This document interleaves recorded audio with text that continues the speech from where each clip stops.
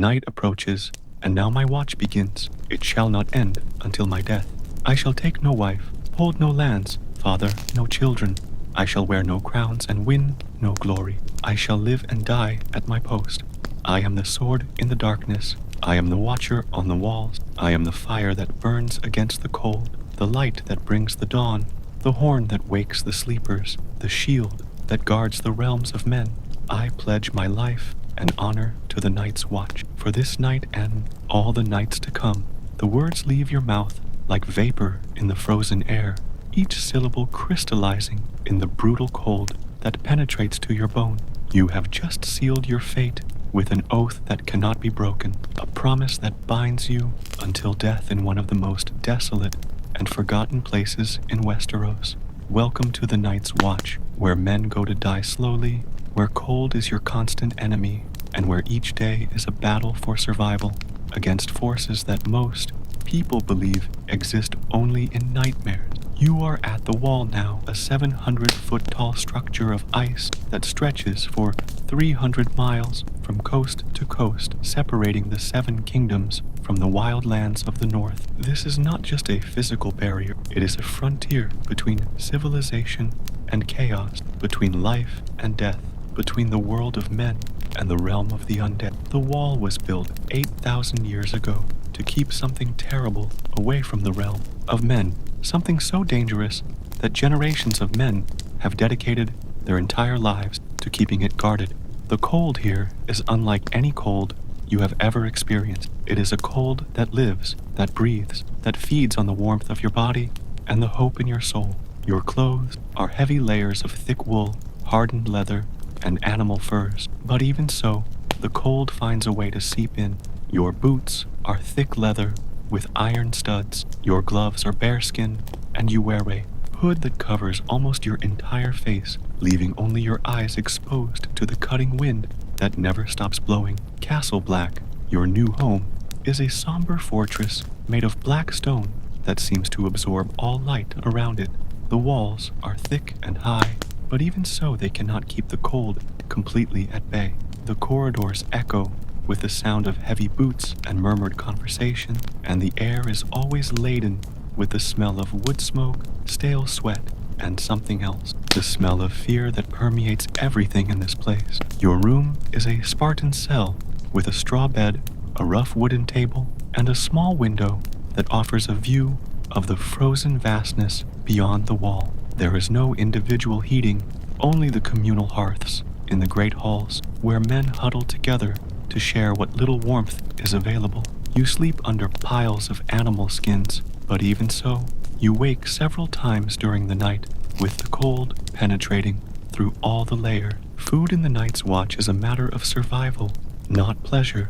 You eat porridge that often freezes before you finish eating, black bread that is hard as stone and must be soaked in ale to be chewable, and stews made with preserved meat that tastes of salt and despair. Vegetables are rare and precious, usually preserved in barrels of salt or fermented until they're almost unrecognizable.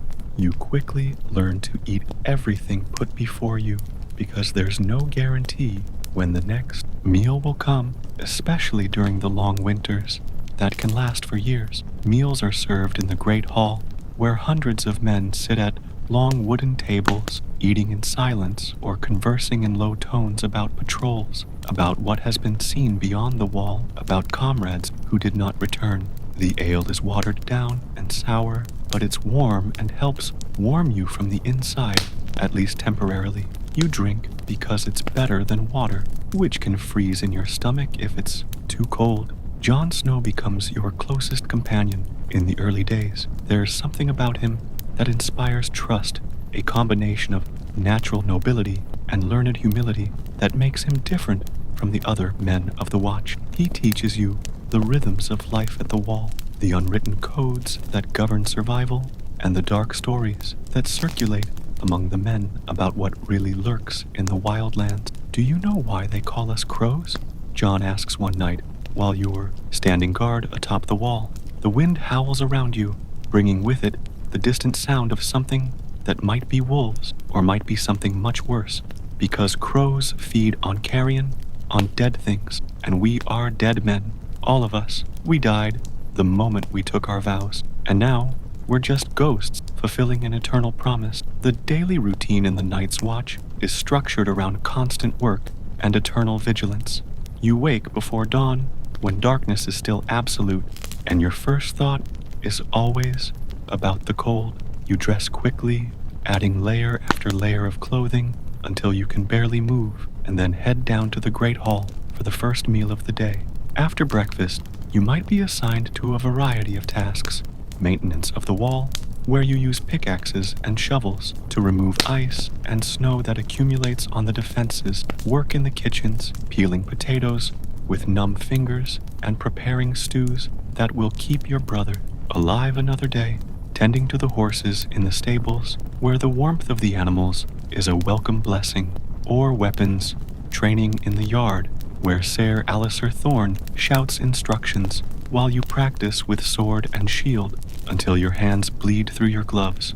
Training is brutal and relentless. Thorne has no patience for weakness or hesitation, and he teaches you that in the Night's Watch, a moment of distraction can mean death, not just yours, but all your brothers. You learn to fight with a long sword, to use a bow even with fingers numb from cold, and to wield spears and axes. More importantly, you learn to fight in formation, because facing the dangers beyond the wall is not work for individual heroes, but for men who trust each other completely. Patrols beyond the wall are the ultimate test of your courage and skill. You join groups of rangers who venture into the wildlands to look for signs of wildlings, or worse, signs of the others, the undead that haunt the darkest stories of the Night's Watch. These expeditions can last days or weeks, and often men leave and never return, leaving only mystery and fear in their wake. During your first patrol, you ride through snow-covered forests where the trees are so ancient they seem to have witnessed the world's birth. The silence is oppressive, broken only by the sound of horses' hooves in the snow and the occasional creak of ice-laden branch. Jon Snow rides beside you, his eyes constantly scanning the landscape for dangers that might be hidden in any shadow. Keep your sword loose in its sheath, Jon advises in a low voice, and if you see something moving in the trees, don't investigate alone. Shout to alert the others and wait for help. Many good men have died because they thought they could handle what they found out here alone. You spend nights camped in the snow, sleeping in shifts, while some men stand guard. Fire is your only protection against the cold that seems to drain the life from you. Even through the thick bearskins that serve as your blanket, you eat dried meat and hard bread, drinking water melted from snow that tastes of metal and emptiness. During these long nights, men tell stories about what they've seen, about lost comrades, about creatures that shouldn't exist, but leave tracks in the snow that no known animal could make. It's during one of these patrols that you encounter your first wildlings. They're different from what you expected. Not the brutal barbarians the stories describe, but desperate people fleeing from something even worse. A woman with 3 small children, all dressed in ragged furs, their eyes wild with terror and hunger. She speaks in a language you don't understand, but the fear in her voice is universal. They're running from something, Jon translates, his knowledge of wildling languages proving useful. She says her village was attacked during the night, says the dead rose and killed the living, and then the dead rose again.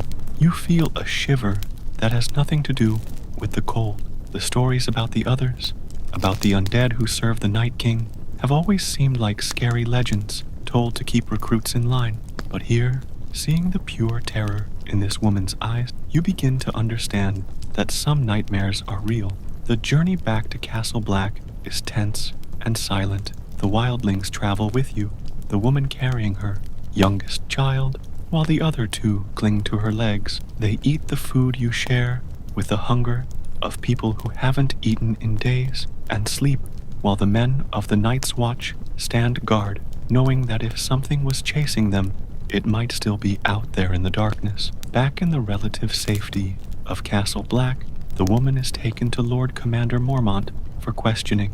You're not present during the interrogation, But news spreads quickly through the corridors. More villages attacked, more wildlings fleeing south, and increasingly frequent reports of dead that don't stay dead.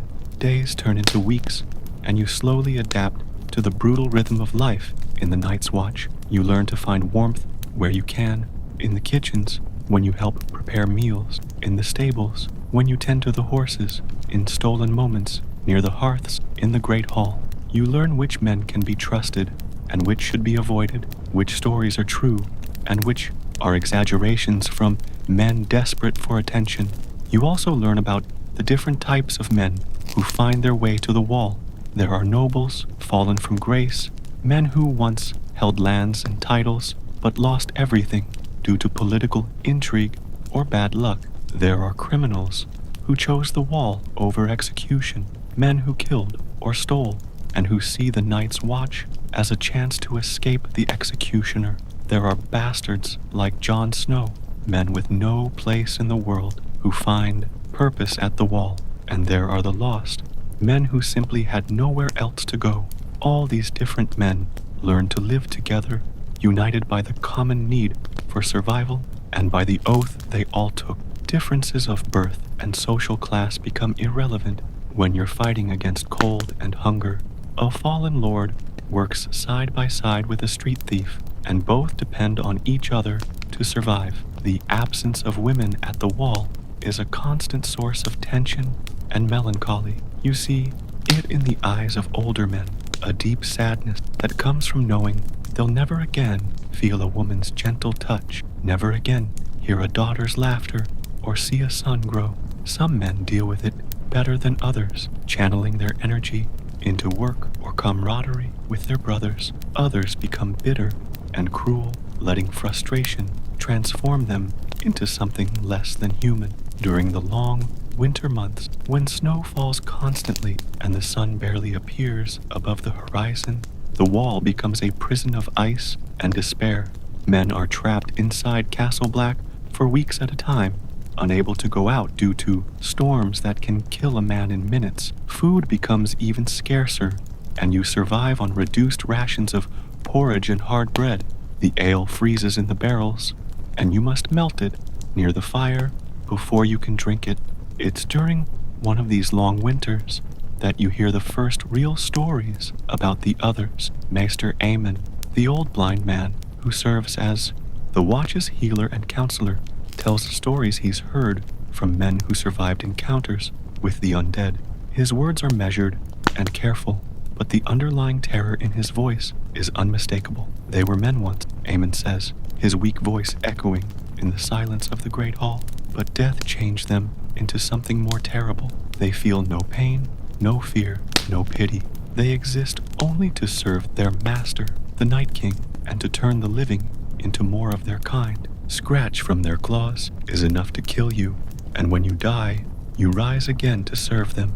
You try not to believe the stories, but there are too many of them, and they come from too many different sources. Patrols that return with fewer men than left, and the survivors speaking in whispers about things they saw in the darkness. Horses found dead with wounds no known animal could cause, and the dreams. Many men in the Watch speak of strange dreams, visions of eternal cold and blue eyes glowing in the darkness. Jon Snow becomes increasingly somber as these stories accumulate. He spends hours studying old maps and asking older men about past patrols. You often find him atop the wall, looking north with an expression that mixes determination and fear. "They're out there," Jon says one night while you stand guard together. "The others, I can feel them, like a weight in the air. They're moving, gathering forces, preparing something terrible, and where all that stands between them and the Seven Kingdoms. The reality of this responsibility weighs on you like a stone on your chest. You look at the dark vastness beyond the wall and try to imagine what might be hidden out there. How many undead are gathering in the shadows? How many wildlings have been transformed into servants of the Night King?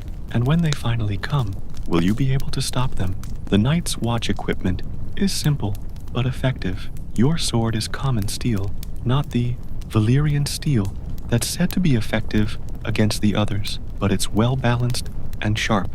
You keep it oiled to prevent rust and practice with it daily until it becomes an extension of your own arm. Your bow is made of yew wood, strong and flexible, even in the cold, and you carry a quiver with 30 iron-tipped arrows. Your armor is hardened leather with iron plates at vital points. It's not the best protection, but it's all the watch can provide. Your spear is perhaps your most important weapon. It's long enough to keep enemies at a distance, and the blade at the tip can both stab and slash. During patrols, you carry it constantly, knowing it could be the difference between life and death in a sudden encounter with wildlings, or worse. Your raven, a black and intelligent bird trained to carry messages, becomes your constant companion. You learn to care for it, feed it scraps of meat, and train it to fly back to Castle Black if you get lost or injured. The raven has no name. In the Night's Watch, even animals lose their individuality, becoming just tools for survival. As months pass, you participate in more patrols, each one taking you deeper into the wildlands and closer to real danger. You find abandoned villages where houses are burned and the bones of the dead are scattered in the snow. You see tracks in the snow that are too large to be from any known animal, and hear sounds in the darkness that make your blood freeze in your veins.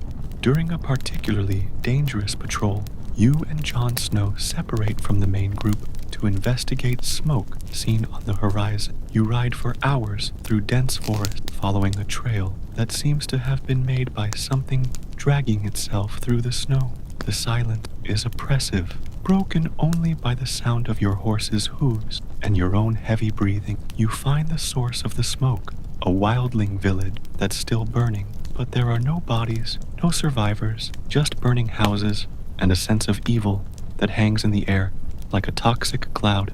Jon dismounts and examines the ground, following tracks that lead away from the village. "Look at this," Jon says, pointing to marks in the snow. "These aren't human footprints. They're too large, and look how deep they are. Whatever made this is very heavy and very strong." You follow the tracks for a short distance before Jon stops abruptly, his hand going to his sword hilt. "Do you hear that?" he whispers. You strain your hearing and hear it, a low, guttural sound, like heavy breathing, mixed with something that might be laughter or might be the sound of something feeding. The sound comes from a dense grove ahead, and even from a distance you can feel a malevolent presence that makes every survival instinct in your body scream at you to flee. "We go back for the others," Jon decides, and you quickly mount and ride back to find the rest of the patrol. But when you return with reinforcements, the village has stopped burning and the tracks have vanished, as if whatever was there had simply dissolved into the frozen air. This experience changes something in you. You can no longer pretend that the dangers of the wildlands are just desperate wildlings or fierce animals. There's something else out there, something ancient and terrible that's moving in the shadow, something that can make entire villages disappear without a trace, except for burned houses and strange tracks in the snow. Back at Castle Black, Lord Commander Mormont calls a meeting of all senior officers. You're not present, but news spreads quickly. More wildling villages have been found empty. More patrols have returned with stories of things seen in the darkness, and there are reports of a massive wildling force moving south, not fleeing from something, but marching with purpose and organization. Mance Rayder is gathering the tribes, Jon explains after the meeting. The King Beyond the Wall is uniting all the wildlings into an army. But why? What could force ancient enemies to unite like this? The answer comes a few weeks later, when a patrol returns in panic with news that makes every man's blood at the wall freeze. They found a wildling camp with thousands of people, but all were dead and then rose again. The undead, led by figures in ice armor that glowed with cold light, attacked the patrol. Only 3 men out of 12 managed to escape, and 2 of them died from wounds before they could tell their story completely. The others are moving, Mormont announces to all the men gathered in the Great Hall. They're turning wildlings into their servants, building an army of undead, and they're coming for the wall. The silence that follows this announcement is deafening. You look around the hall at the faces of your brothers and see the same fear you feel in your own heart reflected in their eyes. You are less than 1,000 men spread along 300 miles of the wall, and now you face an enemy that can turn every dead man into a new soldier for their ranks. We'll send ravens to all the kingdoms, Mormont continues. We'll ask for help, men and supplies, but we can't wait for it to arrive in time. We must prepare to defend the wall with what we have. Preparations begin immediately. Every able man is trained in combat, even the cooks and stable hands. Weapons are sharpened and repaired, stocks of arrows are made, and barrels of oil are positioned along the wall to be lit and poured on attackers. You work days and nights without stopping, fortifying defenses and preparing traps. Jon Snow is promoted to a leadership position, recognition of his natural abilities and his capacity to inspire other men. He organizes teams of archers and trains men in wall defense tactics. You become one of his lieutenants, responsible for a section of the eastern defense. Remember, Jon says during a training session, the undead don't feel pain or fear, but they're slow and predictable. Use that against them. Keep them at a distance with spears and arrows, and if you have to fight hand to hand, aim for the head. It's the only guaranteed way to stop them permanently. You practice these tactics repeatedly until they become instinctive. You learn to coordinate with other archers, creating barrages of arrows that can take down multiple enemies. You practice with spear and sword until your hands bleed, knowing that your life and the lives of your brothers depend on your skill. Weeks pass, intense preparation. Patrols are sent to monitor the advance of the undead army, and the news they bring back is increasingly alarming. The army is growing as it advances, incorporating every dead wildling into its ranks. It's estimated there are tens of thousands of them now, a force that dwarfs anything the Night's Watch has ever faced. You spend your nights atop the wall, looking north and searching for signs of the approaching enemy. The cold seems even more intense now, as if the very presence of the others is lowering the temperature. Sometimes you swear you can see strange lights dancing on the horizon, blue and cold lights that have nothing to do with stars or moon. They're toying with us, Jon observes one night, while you stand guard together. They could have attacked weeks ago, but they're waiting, building fear, letting us imagine what's coming. It's a psychological tactic. They want us to be terrified when they finally attack. You know he's right. Fear is a constant presence now, a tension that permeates every conversation, every meal, every moment of sleep. Men wake, screaming from nightmares about blue eyes glowing in the darkness. Others become taciturn and distant, lost in their own dark thoughts about what's to come. Food becomes even scarcer as supplies are rationed to last as long as possible. You eat one meal a day now, usually watery soup with a few pieces of dried meat and bread that's harder than wood. The ale is saved for the wounded and sick, and you drink water melted from snow that tastes of metal and emptiness. Then, on a night when the moon is hidden behind thick clouds and the darkness is almost absolute, the horns sound. 3 long blasts echo across the wall, the alarm bell that means the enemy has been sighted. You rise from your bed, putting on your armor, with fingers that tremble not just from cold, but from anticipation and fear. You run to your post on the wall, joining other men who are positioning themselves along the defenses. Torches are lit, casting circles, flickering light into the darkness below. You look north and see nothing, just impenetrable darkness that seems to move and ripple like a living thing. There, Jon points, and you follow his finger to see what appear to be lights moving in the distance. But as you look more closely, you realize they're not torches or lanterns. They're eyes, thousands and thousands of eyes, glowing with cold blue light, moving toward the wall in a solid mass that extends beyond what you can see. Gods help us, someone whispers beside you. How many are there? No one answers, because there is no answer. The army of the undead stretches to the horizon, a horde of corpses moving with singular purpose to destroy the living and add their bodies to their ranks. You see tall figures mounted on dead horses, figures dressed in ice armor, that glows with its own light. The others, the leaders of this infernal horde, finally revealing themselves after millennia of legend. Archers ready, Jon shouts, his voice cutting through the paralyzing fear that has taken hold of many men. Wait for my order. Don't waste arrows until they're in rain. You knock an arrow to your bow, your hands surprisingly steady despite the terror you feel. Around you, hundreds of other men do the same. A line of desperate defenders preparing to face a force that seems impossible to defeat. The horde approaches slowly, and you can hear the sounds they make. Not war cries or chants, but something worse. The sound of thousands of feet dragging through snow, the clatter of rusted armor clashing, and underneath it all, a low, constant moan that seems to come from throats that no longer need air to function. When the first undead reach the base of the wall, you can see them clearly in the torchlight. They were once men and women, young and old, but death has transformed them into something monstrous.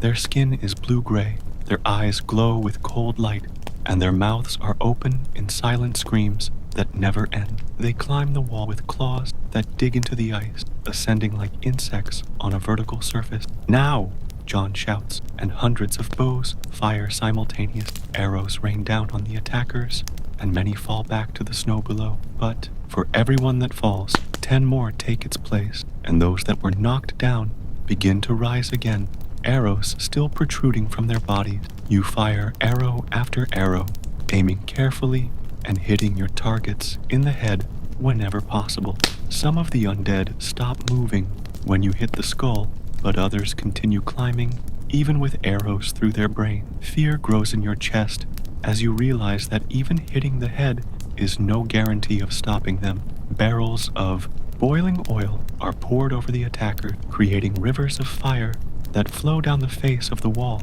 The smell of burning flesh fills the air, but it's different from the normal smell. There's something rotten in it, something sickly that makes your stomach turn. Many of the undead are engulfed by flames, but even burning, they continue climbing, their bodies transforming into living torches that illuminate the battle with demonic light. Stones, Jon shouts, and men begin pushing large blocks of ice and stone over the edge of the wall. They fall like meteors, crushing groups of undead and creating small avalanches that take even more attackers back to the base. But for every group destroyed, more emerge from the darkness, a seemingly infinite source of horror. You see the others, up close for the first time, when one of them scales the wall itself, not using claws like the others, but simply walking up the vertical surface as if gravity didn't apply to it. Tall and thin, dressed in armor that appears to be made of crystallized ice. Its eyes are like cold blue stars, and when it looks at you, it feels as if it can see straight through your soul. The creature carries a sword that seems to be made of the same crystalline material as its armor, and when it cuts through the air, you can hear a sound like breaking glass. A man of the Night's Watch attacks the other with an iron sword, but when the blades meet, the man's sword shatters as if it were made of ice. The other counterattacks with a fluid motion, and its blade passes through the man's leather armor as if it were paper. The man falls, dead instantly, but within seconds his eyes open again, now glowing with the same cold blue light. He rises and picks up the broken sword, joining the attackers against his own brothers in arms. You watch in horror as more men fall and rise again, the number of defenders diminishing while the number of attackers grows. Jon Snow fights desperately against 3 undead who have managed to reach the top of the wall. His sword cuts through them repeatedly, but they keep attacking, even with severed limbs. You run to help him, but more undead appear between you, forcing you to fight for your own life. Your sword finds the neck of an undead, decapitating it completely. The body falls, but the head continues trying to bite, rolling on the ground and snapping its teeth in the air. You kick it away in disgust, only to be attacked by another undead that was once a child. The bright blue eyes, in a face that can't be more than 10 years old, are perhaps the most terrible thing you've ever seen. You hesitate for a moment. How can you attack a child, even a dead child, and almost pay with your life? Small hands with sharp claws scratch your face, leaving deep wounds that bleed profusely. You force yourself to attack, cutting the small figure in half, but even divided, it continues trying to crawl toward you. The battle continues for hours, but it seems to last an eternity. You fight until your muscles scream in pain, until your hands are so slippery with blood that you can barely hold your sword around you.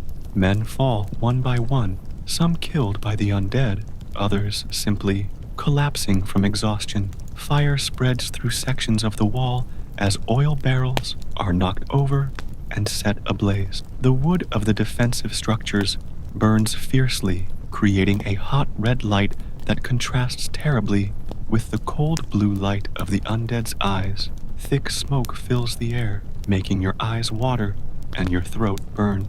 You see Maester Aemon being carried by two men, the old blind man, shouting instructions even as he's taken to safety. Fire, he screams. Only fire can stop them completely. Burn everything if necessary. More oil barrels are brought and lit, creating a barrier of flames along sections of the wall. The undead hesitate before the flames, giving the defenders a moment of respite. But you can see it's only temporary. There are simply too many of them, and eventually they'll find a way past the fire. During a brief pause in the fighting, Jon Snow shouts orders to the surviving men. Fall back to the towers, use the narrow stairs as choke points, make every undead fight for every step. You join the strategic retreat, helping wounded men and carrying arrows and weapons. The Lord Commander's tower becomes a point of resistance, its narrow stairs and tight corridors forcing the undead to attack in small groups that can be more easily contained. But even as you fight, you can hear the sounds of battle spreading along the wall. Other defense points are falling, other sections are being overrun. Ravens fly constantly, carrying desperate messages between different parts of the defense, but the news they bring is all bad. Castle Black is under complete siege now. Undead climb every wall, force every door, invade every corridor. You fight from room to room, from corridor to corridor, a constant retreat toward the heart of the fortress. Each time you make a stand, more men die, and some of them rise to fight against their former brother. In the confusion of battle, you lose sight of Jon Snow. You last saw him fighting a group of undead near the stables, his sword gleaming in the firelight as he cut through his attackers. But when you look again, he's gone, and you don't know if he escaped or fell. You find yourself fighting alongside men you barely know, united only by the common need for survival. A fat cook named Hob uses an iron pan as a weapon, crushing undead skulls with blows that echo through the corridor. A young steward named Sam Tarley, whom you always considered a coward, shows surprising courage as he helps wounded men escape from attackers. The crypts, Sam shouts over the noise of battle. We can hide in the crypts until help arrives. It's a desperate idea, but better than continuing to fight a battle you clearly can't win. You head for the ancient crypts beneath Castle Black, carrying wounded and gathering supplies you can carry. The crypts are a labyrinth of tunnels carved into solid rock, cold and damp, but at least they offer protection from the overwhelming number of enemies outside. You help barricade the crypt entrances, piling stones and using tools to seal the passages. Outside, you can hear the undead searching, scratching at walls and doors. But for now, the barricades are holding. You have enough food for a few days if you ration carefully, and there's a water source in the depths of the crypts. In the dark tunnels, lit only by a few torches, you take inventory of the survivors. Of nearly 1,000 men who guarded the wall, only about 60 managed to reach the crypts. Many are wounded, some gravely. Maester Aemon is among the survivors, and he works tirelessly to treat the wounded with the few medical supplies you managed to save. How long do you think we can hold out here? You ask Sam Tarley, who seems to have taken on an informal leadership role among the survivors. I don't know, Sam admits, his eyes large and frightened in the torchlight. Maybe a few days, maybe a week, but eventually we'll have to come out, and when we do, they'll still be waiting. The reality of the situation settles like a cold stone in your stomach. You're trapped, surrounded by enemies who never tire never need to eat or sleep, never give up. And even if you manage to escape the crypts, where would you go? The wall has fallen, Castle Black has been taken, and for all you know, the army of undead may already be marching south toward the Seven Kingdoms. During the first day in the crypts, you constantly hear the sounds of the undead outside. They scratch at the stones, pound on the barricades, and sometimes you can hear voices, not the senseless moans you'd expect, but real words spoken in languages some men recognize as wildling dialects. The undead retain at least part of their memories and skills, making them even more dangerous. You spend time helping care for the wounded and planning possible escape routes with the other survivor. The crypts have several exits, including some tunnels that extend far from Castle Black. Perhaps, if you're lucky, you can escape undetected and find a way south. But as days pass, it becomes clear the undead aren't leaving. They know there are living people hidden in the crypts, and they're determined to find them. You can constantly hear sounds of digging, as if they're trying to open new paths through the rock. On the third day, one of the escape tunnels collapses. Stones fall with a deafening crash, and through the opening, you can see blue eyes glowing in the darkness. The undead have found a way in. "Run!" Sam shouts, and you scatter through the tunnels, carrying wounded and trying to reach the other exits before you're surrounded. You find yourself running through dark corridors with only a torch for illumination, the sound of dragging footsteps echoing behind you. You emerge from a crypt exit to find the landscape around Castle Black completely transformed. Where there was once white snow, there's now a layer of blue ice that seems to radiate cold. The towers and walls of Castle Black are covered in crystalline ice, transforming the familiar fortress into something alien and terrible. And everywhere, there are undead.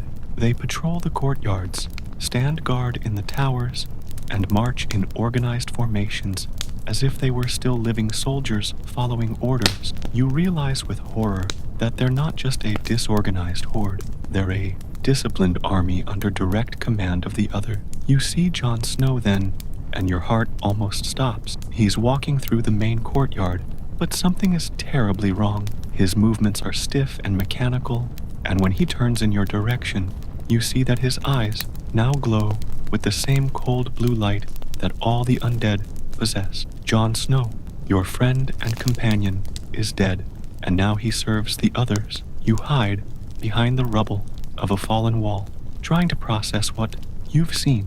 If Jon Snow, one of the Night's Watch's best warriors, can be killed and transformed, then no one is safe. The reality of the situation becomes even clearer. The others don't just want to kill the living, they want to recruit the dead to their ranks. Other survivors begin emerging from different crypt exits, but many are immediately detected and attacked by the undead patrolling the area. You watch in horror as men who survived the initial battle are killed one by one, only to rise moments later as enemies. Sam Tarly manages to reach you, panting and terrified. "We have to get out of here," he whispers. "There's an old trail that leads south through the mountains. If we can reach it." You begin moving carefully through the rubble, avoiding the undead patrols, and trying to reach the edge of the area, controlled by the others. The blue ice beneath your feet is slippery and treacherous, and each step makes a cracking sound that seems to echo through the frozen air. You hear a sound behind you and turn to see one of the others approaching. It's even more terrible up close, tall as a spear, with skin that seems to be made of ice and eyes that glow like cold stars. It carries a crystalline sword that radiated cold, and when it walks, the very air around it freezes. You know you can't fight this creature. Your iron sword would be useless, and even if you had a weapon that could hurt it, you'd be no match for its supernatural speed and strength. You do the only thing you can, run. You and Sam run across the frozen terrain, your feet slipping and stumbling on the blue ice. Behind you, you can hear the other following, its steps creating a sound like crystal breaking against stone. It's not in a hurry. It knows it can catch you easily if it wants. You reach the edge of the blue ice and find yourselves in normal snow again. The contrast is shocking. Where the blue ice ends, the snow is white and clean, as if there's a defined line between the realm of the dead and the world of the living. You keep running, not daring to look back. Finally, you stop to rest behind a line of trees. You're far enough from Castle Black that you can't see it, but the blue light on the horizon shows where it is, now transformed into a fortress of the undead. How many do you think escaped? You ask, panting. Not many, Sam answers grimly. Maybe a dozen, if we're lucky.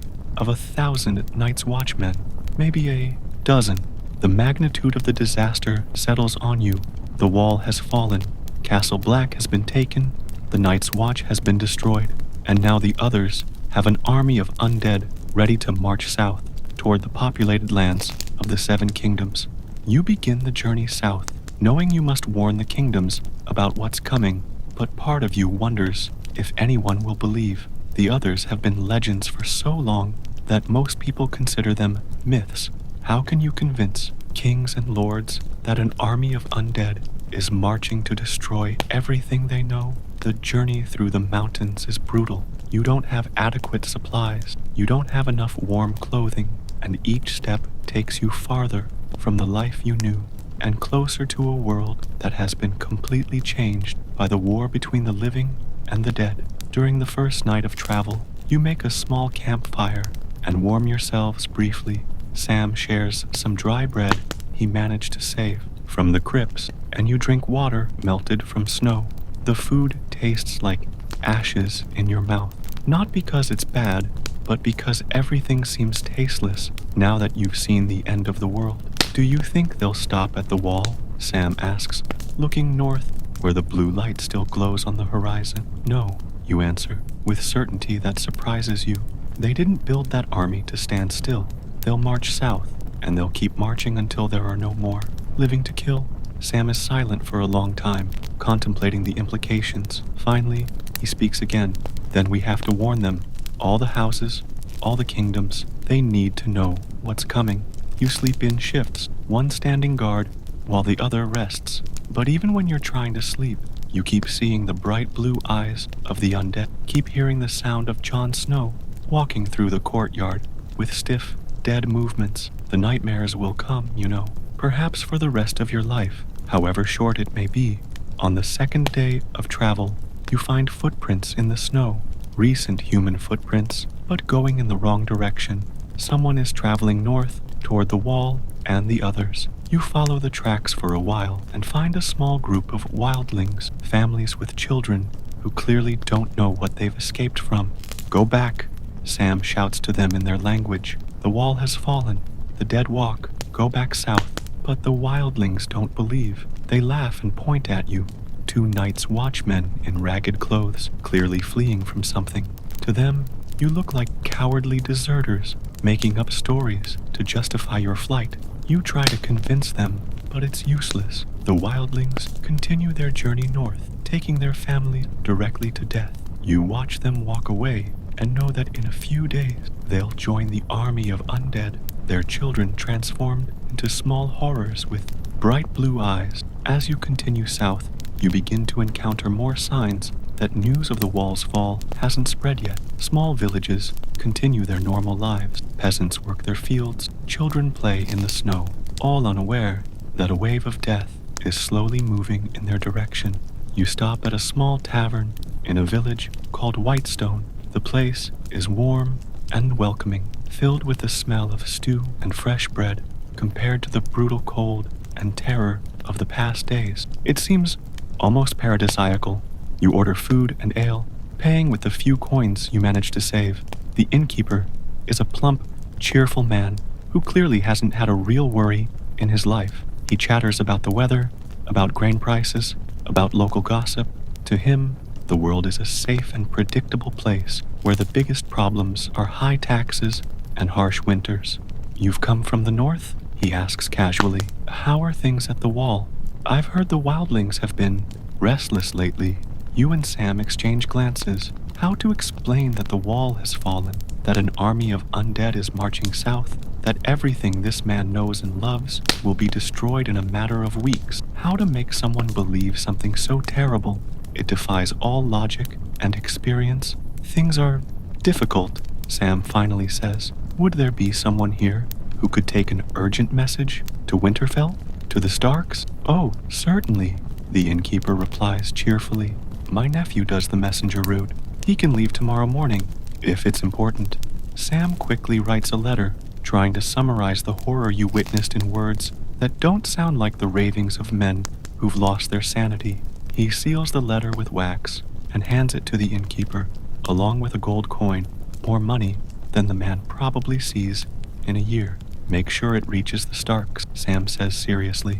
"Lives depend on it." The innkeeper takes the coin and letter, clearly intrigued by the urgency and unusual generosity, but he agrees to send the message, and you can only hope it arrives in time to make any difference. You spend the night at the tavern, your first hours of real warmth and comfort since the fall of Castle Black, but even in the soft bed with clean blankets, you can barely sleep.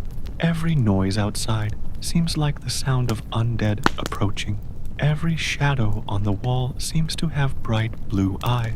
The next morning, you continue south, but now you have a specific destination in mind: Winterfell, the seat of Stark power, where perhaps you can find someone with enough authority to organize a defense against what's coming.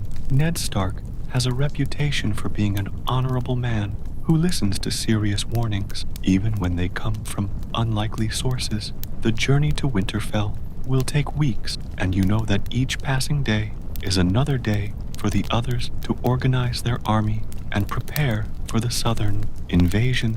But you have no choice. They must be warned, no matter how impossible the task seems. As you travel, you begin to notice subtle changes in the weather. The air is getting colder, even for a normal winter. Frost appears in places where it shouldn't, and there's a quality to the wind that reminds you of the frozen air around the others. It's as if their very presence is changing the climate, bringing supernatural cold with them as they march south. You pass through more villages, and in each one you leave discreet warnings with people who seem trustworthy. A local septon, a merchant who travels widely, a minor lord who has properties near the road. You don't tell the whole story. It would be too much for most people to believe, but you plant seeds of concern, suggestions that something terrible is coming from the north. During a stop in a larger town called Rune Stone, you hear disturbing news. Ravens have arrived from several minor houses in the north, reporting that entire villages have disappeared overnight. Not attacked, not burned, simply empty, as if the entire population had risen and walked away in the middle of the night. You know what really happened. The undead reached those villages, killed all the inhabitants, and then the dead rose to join the army marching south. The other's army is growing as it advances, incorporating every person it encounters into its ranks. They're moving faster than we thought, Sammy says grimly. If villages 3 days' march from the wall have already been taken, you do the mental calculations. If the army continues at this pace, they'll reach the major northern cities in a matter of weeks, not months. Winterfell, White Harbor, even King's Landing could be in danger much sooner than anyone imagined. You quicken your pace, now traveling during part of the night as well, using moonlight to guide you. Every hour could make the difference between reaching Winterfell in time to organize a defense and arriving only to find another empty city full of undead. During one of these night journeys, you spot strange lights on the northern horizon. They're not the warm, yellow lights of campfires or torches, but the cold blue light you've learned to associate with the others.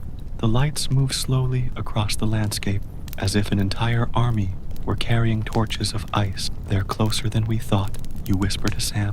"Maybe just a few days. Behind us." The realization adds desperate urgency to your journey. You're not just running to warn of future danger, you're being pursued by it. The army of undead is right behind you, and if you don't reach safety soon, you'll become just 2 more additions to their ranks. You reach a crossroads where the main road splits in 3 directions. One leads to Winterfell, another to White Harbor, and the third to a series of smaller villages in the east. For a moment, you consider splitting up, each taking the warning in a different direction. But you decide to stay together. 2 men have a better chance of survival than 1 man alone, and if one of you is killed, the other can still complete the mission. You choose the road to Winterfell, knowing that's where you have the best chance of finding someone with enough power to organize a response to what's coming. But as you ride, you can't stop thinking about the people on the other roads, the villages that won't receive warning, the families who will wake one morning to find undead at their doors. The road to Winterfell takes you through a dense forest where trees block most of the sunlight, even during the day. It's a dark and oppressive place full of shadows that seem to move when you're not looking directly at them. You hear strange sounds in the trees, not the normal sounds of forest animals, but something more sinister, like whispers, in a language you don't recognize. I don't like this place, Sam murmurs, looking nervously at the surrounding trees. There's something wrong here. I can feel it. You agree. There's a quality to the air that reminds you of the atmosphere around the others, a sense of supernatural cold that has nothing to do with the weather. It's as if the forest itself is infected with the presence of the undead. You quicken your pace, anxious to get out of the forest as quickly as possible. But as you travel, the feeling of being watched intensifies. There's something in the trees, something following you, keeping pace with your horses, but always staying out of sight. Then you hear it, the sound of hooves behind you, but not the normal sound of living horses. It's a heavier, deader sound, like bones hitting stone. You look back and see a mounted figure emerging from the shadows, and your blood freezes in your veins. It's one of the others, mounted on what was once a horse, but is now a skeletal creature with bright blue eyes and frozen vapor coming from its nostrils. The rider wears crystalline ice armor and carries a spear that seems to radiate cold. It's not in a hurry. It knows it can catch you easily.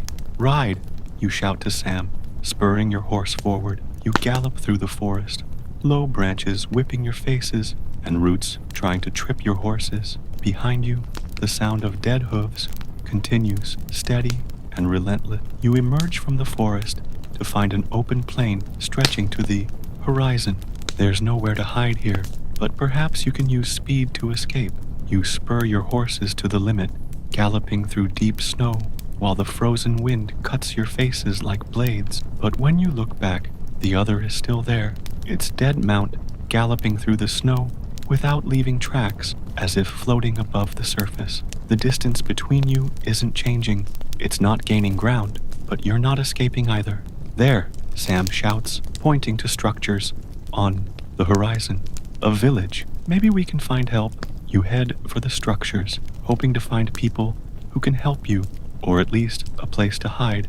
But as you approach, it becomes clear something is terribly wrong. There's no smoke coming from chimneys, no lights in windows, no signs of life of any kind.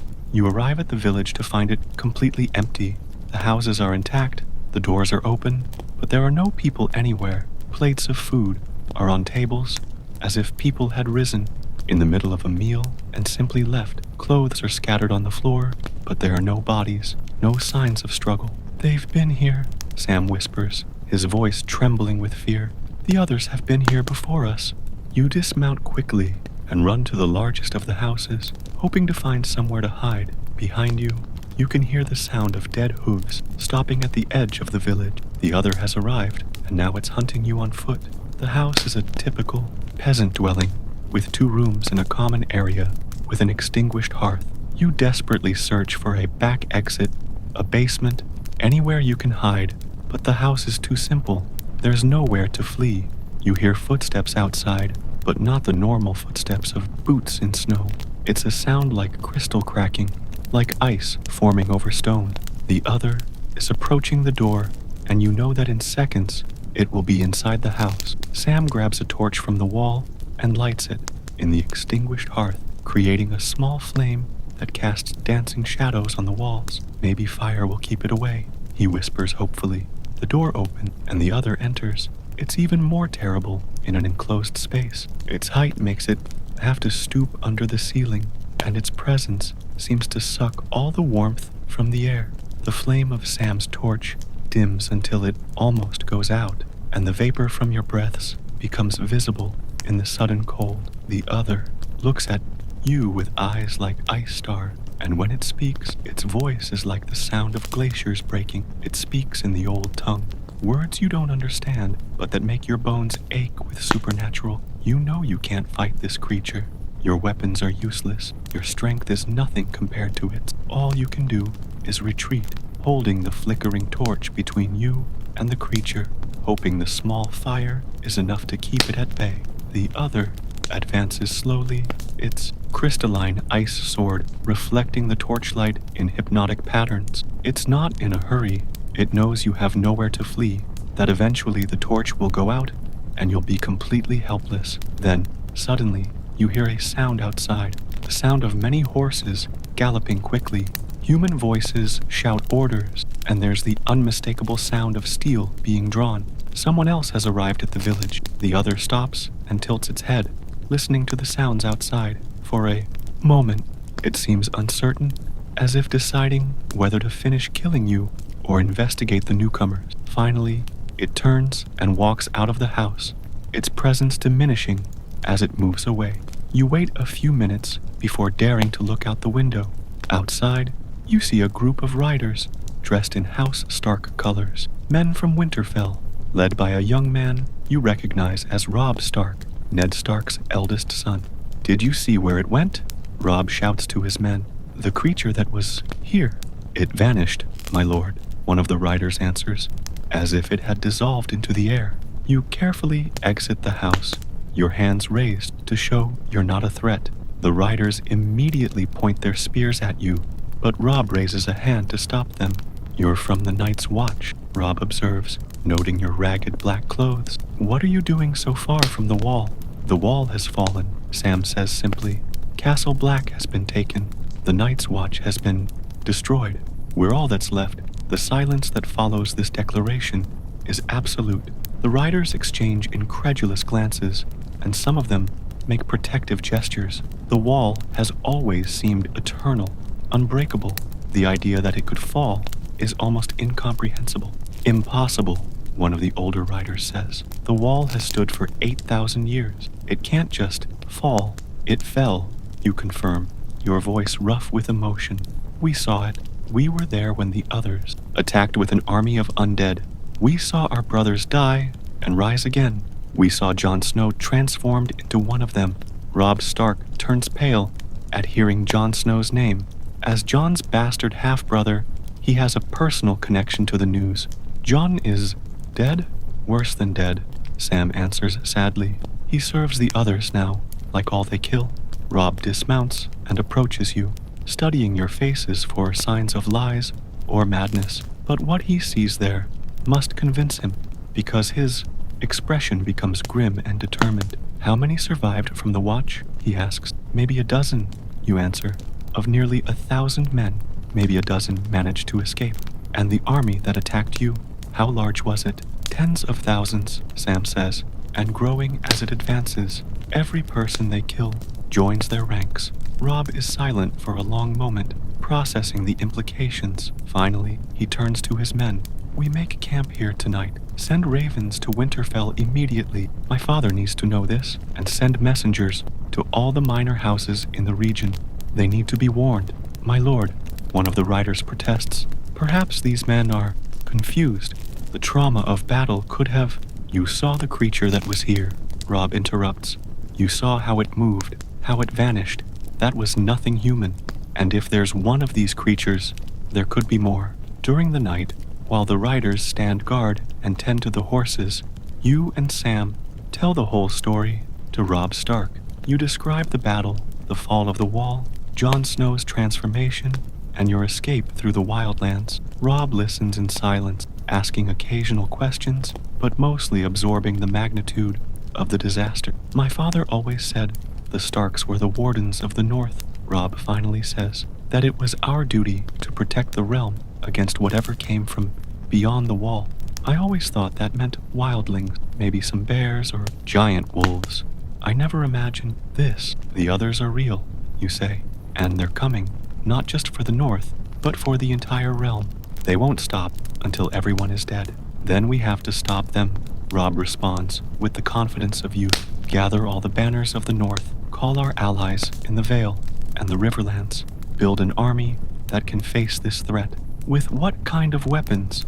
Sam asked. Our steel swords break against theirs. Our arrows don't hurt them. They're undead. They don't feel pain, don't tire, don't need to eat or sleep. There must be a way, Rob insists. There must be something that can stop them. Otherwise, why build the wall in the first place? It's a good question, and one that has haunted you since the fall of Castle Black. The wall wasn't built just to keep wildlings out. It was built specifically to keep the others out. That means whoever built it knew how to fight them, had weapons or methods that worked. We need to find someone who knows about the old times, Sam says thoughtfully. Someone who has studied the old stories, the old methods, perhaps at Dragonstone or at the Citadel. Dragonstone, Rob repeats. Stannis Baratheon is there, and he has Melisandre with him. They say she can do unusual things. You remember the stories about the Red Priestess, about her magical powers, and her obsession with fire and shadows. If anyone has knowledge about how to fight the undead, it would be someone like her. We have to split forces, Rob decides. I'll go to Winterfell to organize the defense of the North. You should go to Dragonstone and speak with Melisandre. If she has answers, we need them quickly. And if she doesn't have answers, you ask. Then we improvise, Rob answers grimly, and hope it's enough.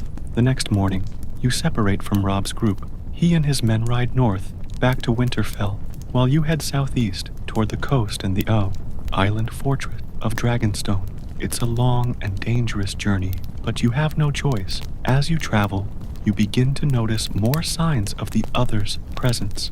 Empty villages become more common, and there's a quality to the air that reminds you of the supernatural cold around the creatures. They're spreading more quickly than anyone imagined possible. You pass through a larger town called Tombstone, hoping to find local authorities who can help organize evacuations or defenses. But when you arrive, you find the streets empty and silent. There are no bodies, no signs of struggle, just the haunted emptiness of a place where people lived until recently. They were here last night, Sam observes, examining a tavern table where the food is still fresh, maybe just a few hours before us. The realization that you're so close to the army of undead is terrifying. You move quickly through the town, collecting abandoned supplies and trying not to think about what happened to the hundreds of people who lived here. At the edge of town, you find more direct evidence of what happened. There are footprints in the snow, not normal human footprints, but the characteristic dragging marks of the undead, and mixed with them, the deeper, stranger footprints of the others. They're moving southeast too, you realize, in the same direction as us, to King's Landing. Sam realizes with horror. They're going straight for the capital. The implication is terrible. If the others take King's Landing, they'll have access to the resources of the entire realm. More importantly, they'll have hundreds of thousands of new bodies to add to their army. The population of the capital alone would outnumber the entire army that attacked the wall. You quicken your pace, but you know you can't outrun an entire army. All you can do is hope to reach Dragonstone before the others reach King's Landing, and hope that Melisandre has answers that can make a difference. The journey to the coast takes you through fields and forests that should be full of life, but are now eerily silent. Even the animals seem to have fled, leaving only a dead emptiness that makes every sound you make echo unnaturally. You spend a night in an old abandoned watchtower, taking turns on guard while the other tries to sleep. But sleep doesn't come easily. Every sound of wind seems like whispering voices. Every shadow seems to move when you're not looking directly. During your turn on guard, you see lights on the horizon again. The cold blue light you now associate with the others. They're closer this time, perhaps only a few miles away. The army is gaining ground, moving more quickly than horses can travel. How do they move so fast? You wonder aloud when Sam takes over the guard. An army should be slower than 2 men on horseback. They don't need to stop to rest, Sam answers grimly. They don't need to eat or sleep. They can march 24 hours a day and never get tired. It's a terrifying realization. No matter how fast the living move, the undead will eventually catch up. The only hope is to find a way to stop them before that happens. You reach the coast 2 days later to find the sea churned by a storm that seems unnatural.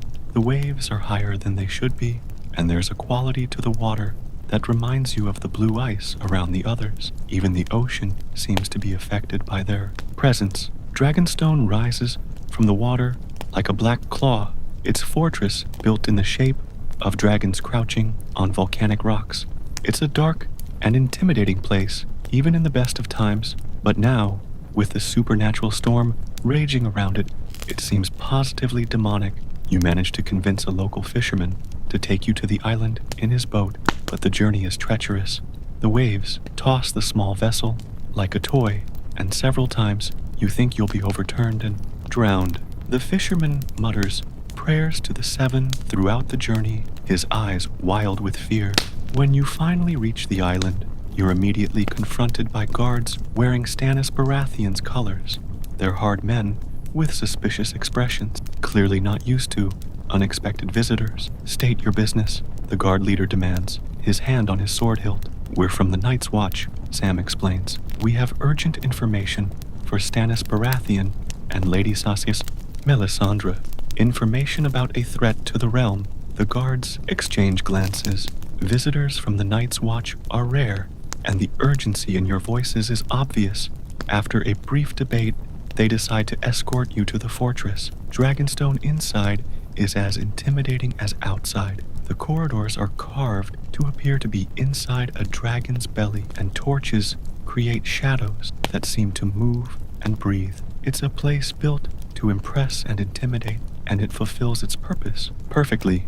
You're taken to a great hall where Stannis Baratheon sits on a throne of black stone. He's a lean, severe man with a trimmed beard that's beginning to gray. Beside him stands a tall woman with red hair dressed in scarlet robes. Lady Melisandre, the Red Priestess, men of the Night's Watch, Stannis says, his voice echoing in the stone hall. It's been a long time since I've seen your kind here. What brings you so far from the wall?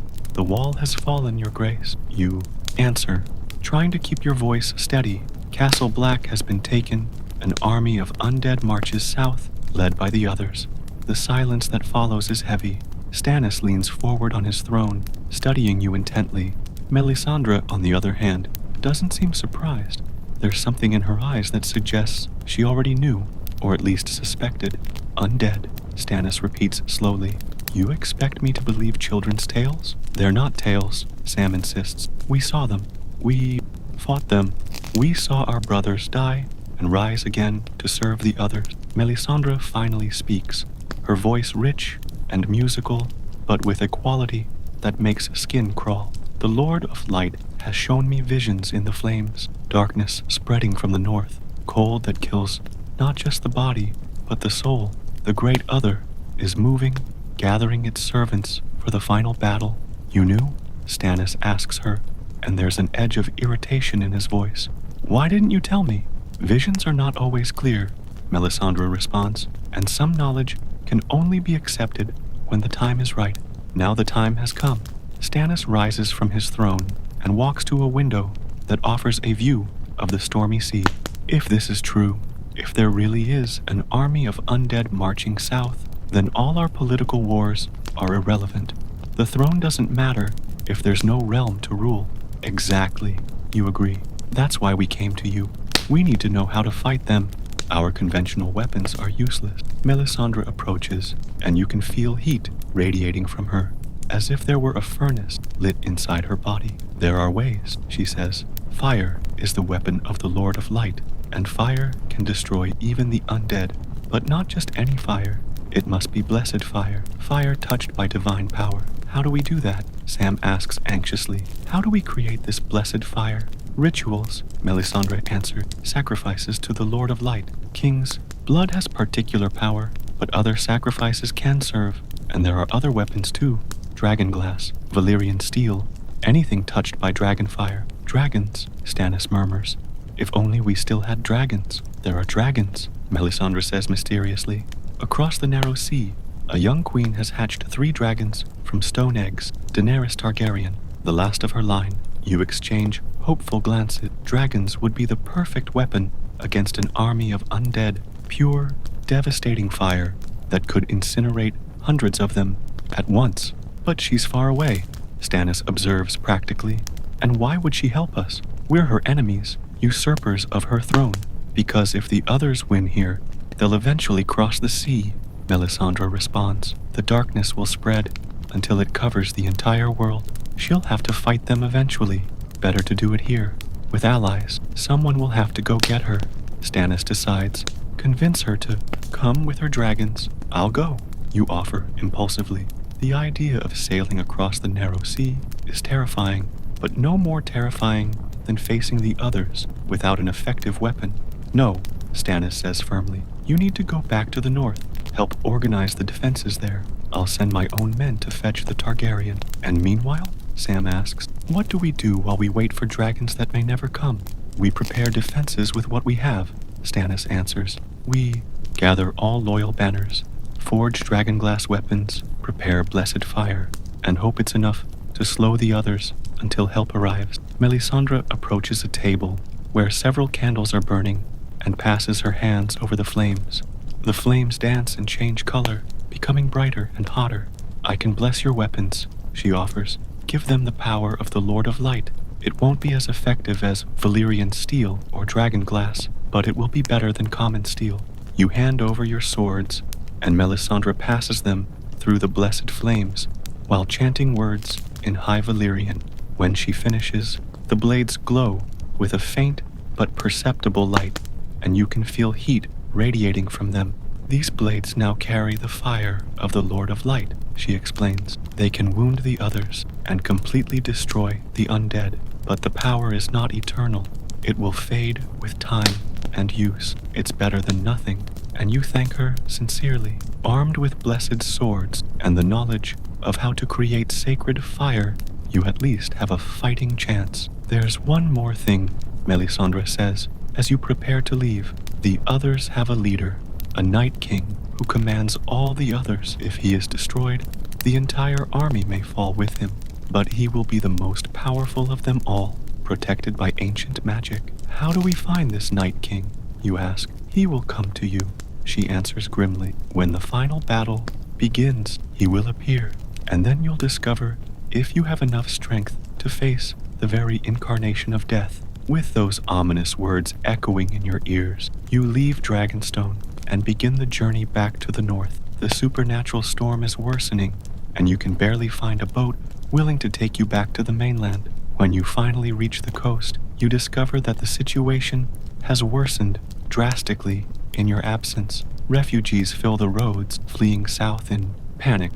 They speak of entire cities emptied during the night, of armies of the undead marching through the countryside, of ice creatures that turn the very air around them into freezing mist. You join the flow of refugees, hoping to find some kind of organized force still resisting the others.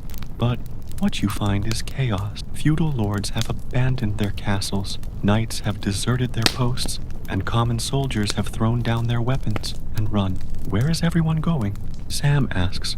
A group of peasants passing by, carrying their possessions in carts. King's Landing, one of them replies. They say the king is gathering a great army there, that he has special weapons that can fight the dead.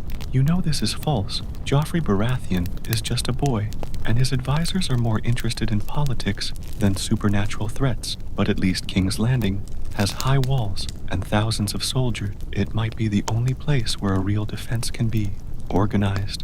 As you travel south with the refugee, you begin to hear more specific stories about the others' advance. They move in a broad front, not just following the main road, but spreading across the countryside like an oil stain. Every village, every farm, every outpost they touch is emptied, their populations transformed into new soldiers for their army. How many undead do you think there are now? Sam asks one night, while you camp with a group of refugees. The interior of the tomb is a labyrinth of corridors and chambers designed to confuse and trap unwary intruders.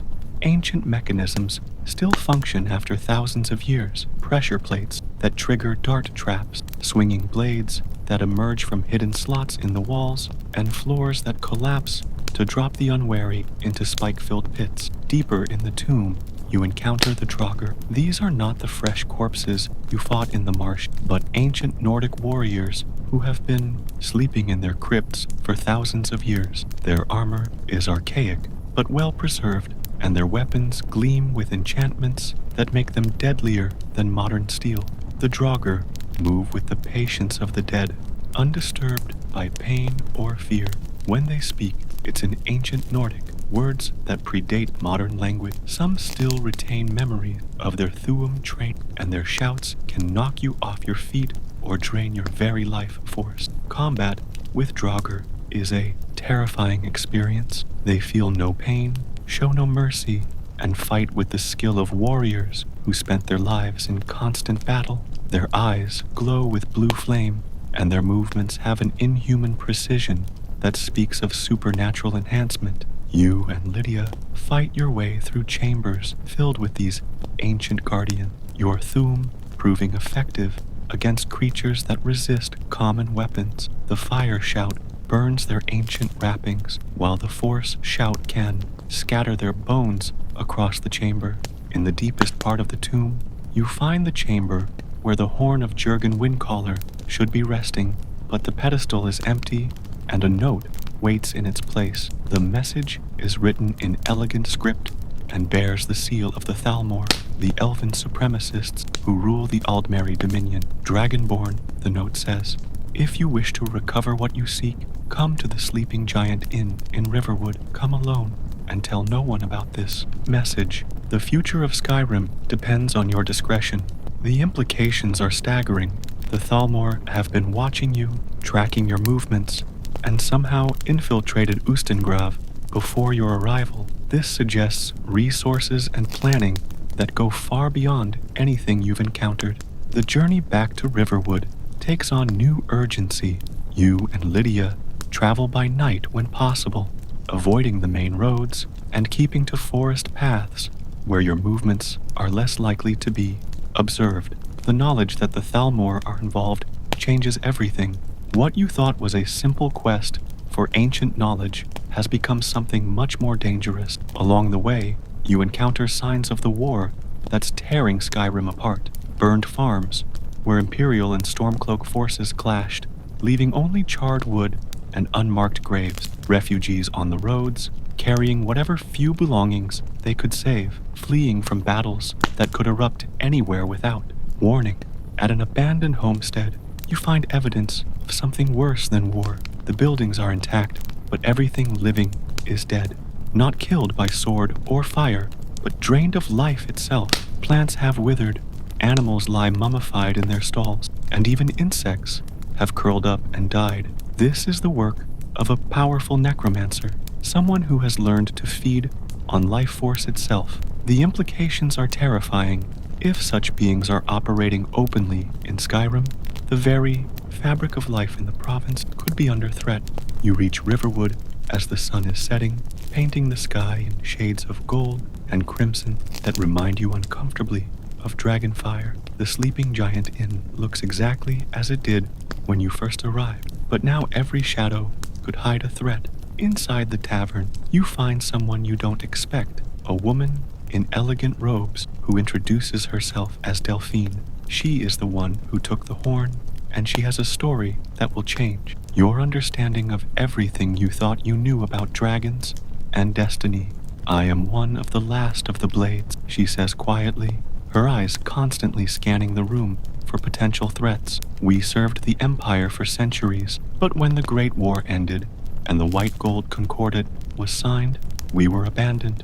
The Thalmor demanded our dissolution, and the Empire complied. The Blades, she explains, were dragon hunters in the distant past, when dragons still threaten humanity. They have been watching for signs of the dragon's return, and believe you are the key to stopping Alduin once and for all. The horn was bait, Delphine admits. I needed to see if you were truly dragonborn, or just another pretender. But what I've learned about you, the dragons you've killed, the Thuum you've mastered, you're real. She leads you to a secret chamber beneath the tavern, where ancient artifacts of the Blades are hidden. Swords forged specifically for fighting dragon, armor enchanted to resist dragon fire, and most importantly, knowledge about dragon behavior and weaknesses that has been accumulated over thousands of years. Dragons aren't just returning randomly, Delphine explains as she shows ancient maps marked with dragon burial sites. Someone or something is raising them deliberately. The pattern of resurrections suggests they're building towards something, a final confrontation that will determine the fate, not just of Skyrim, but of all Tamriel. She gives you the Horn of Jurgen Windcaller, but also something more valuable, a mission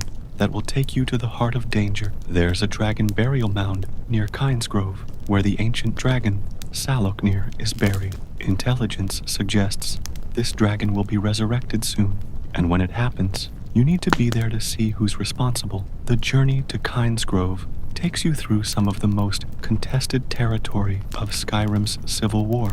Both Imperial and Stormcloak forces patrol the roads, and neither side is particularly friendly to travelers who can't prove their loyalty. You're forced to travel cross-country, avoiding patrols and sleeping in hidden camps. Near the city of Windhelm, you find a Stormcloak patrol that has been ambushed by something. The soldiers lie scattered across the road, their bodies torn apart by claws larger than any bear or saber cat could possess. Their weapons are still in their sheaths, suggesting they died before they could even try to defend themselves. Investigating the scene reveals tracks in the snow, dragon tracks, but smaller than the massive prints of Alduin. This was one of his lieutenants, and it killed these soldiers not for food or territory, but simply because it could. Among the dead soldiers, you find a diary that speaks of strange dreams plaguing the Stormcloak camp. Soldiers report nightmares of burning cities and endless winter, dreams that leave them exhausted and fearful. Some have deserted rather than continue fighting, claiming to have seen visions of the world's end. These dreams aren't random. They're psychic attacks from Alduin, meant to demoralize resistance before his final assault. The World Eater isn't content to simply destroy through physical force. He wants to break the spirit of those who would oppose him. You reach Kynesgrove just as the resurrection is beginning. From a hidden position on a hillside, you watch as a figure in black robes approaches the ancient burial mound. Even at a distance, you can feel the power emanating from this individual. Magic so strong, it makes the very air shimmer with heat. The figure raises his arms and begins chanting in words that make your teeth ache and your vision blur. The burial mound begins to crack and split, ancient stones rolling away as something massive stirs beneath the earth. Steam rises from the cracks, carrying the smell of sulfur and something else, something that reminds you of lightning and forge fires. Then you see him clearly for the first time. Alduin, the World Eater, in all his terrible glory. His scales are black as midnight, but shot through with veins of red that pulse like a heartbeat. His size dwarfs even the largest dragons you've encountered. When he spreads his wings, they block out the sun entirely, but it's his eyes that truly terrify you. They hold the wisdom and malice of eons, the accumulated hatred of a being who has watched civilizations rise and fall countless times. When his gaze falls upon you across the distance, you feel as if he's looking directly into your soul. Sahloknir, Zil Gro Dova Ulse. Alduin speaks in the ancient language of dragons, and his voice carries such power that birds fall dead from the trees. The earth beneath the burial mound splits wide, and bones begin to emerge. Not human bones, but the massive, ancient skeleton of a dragon. As you watch, in horrified fascination, flesh begins to grow on the bones. Muscles form, followed by scales that gleam like polished bronze. Wings unfold with a sound like thunder, and eyes that burn like stars open for the first time in thousands of years. Sahloknir lives again, raised from death by Alduin's power. The resurrected dragon stretches his wings and lets out a roar that echoes across the entire province, a sound that speaks of hunger and hatred and a desire to burn the world. Alduin, Thuri, Boantid Vokriha, Sulek Sejun, Kruzik. Sahloknir speaks in the dragon tongue, his voice carrying harmonics that make your bones vibrate. Alduin responds, and though you don't understand the words, the meaning is clear from his tone and gestures. They're planning something, a coordinated attack that will bring devastation to Skyrim on a scale not seen since the Dragon War. This is the moment when Alduin notices you. His massive head turns in your direction, and those ancient, terrible eyes lock onto yours. A smile that has nothing human about it spreads across his draconic features. Dremyol Lock, Thuum Wielder, he says, switching to words you can understand. I have been waiting for you. The prophecies spoke of your coming, but failed to mention how small you would be. He spreads his wings and takes flight with Sahloknir following behind. But before they disappear into the distance, Alduin calls back to you. Enjoy these last days, little Dragonborn. Soon, very soon, I will finish what I began at Helgen. This time, there will be no escape. The threat hangs in the air long after the dragons have disappeared, and you realize your real journey is just beginning. Everything you've experienced so far, the combat, the survival, the growing mastery of Thuum, has been preparation for the final confrontation that's coming. The truth settles over you like a physical weight. You're not just a survivor in Skyrim, you're the only hope this world has against an evil that has existed since before human memory. The responsibility is overwhelming, but there's also a strange kind of peace in it. You know what your purpose is now.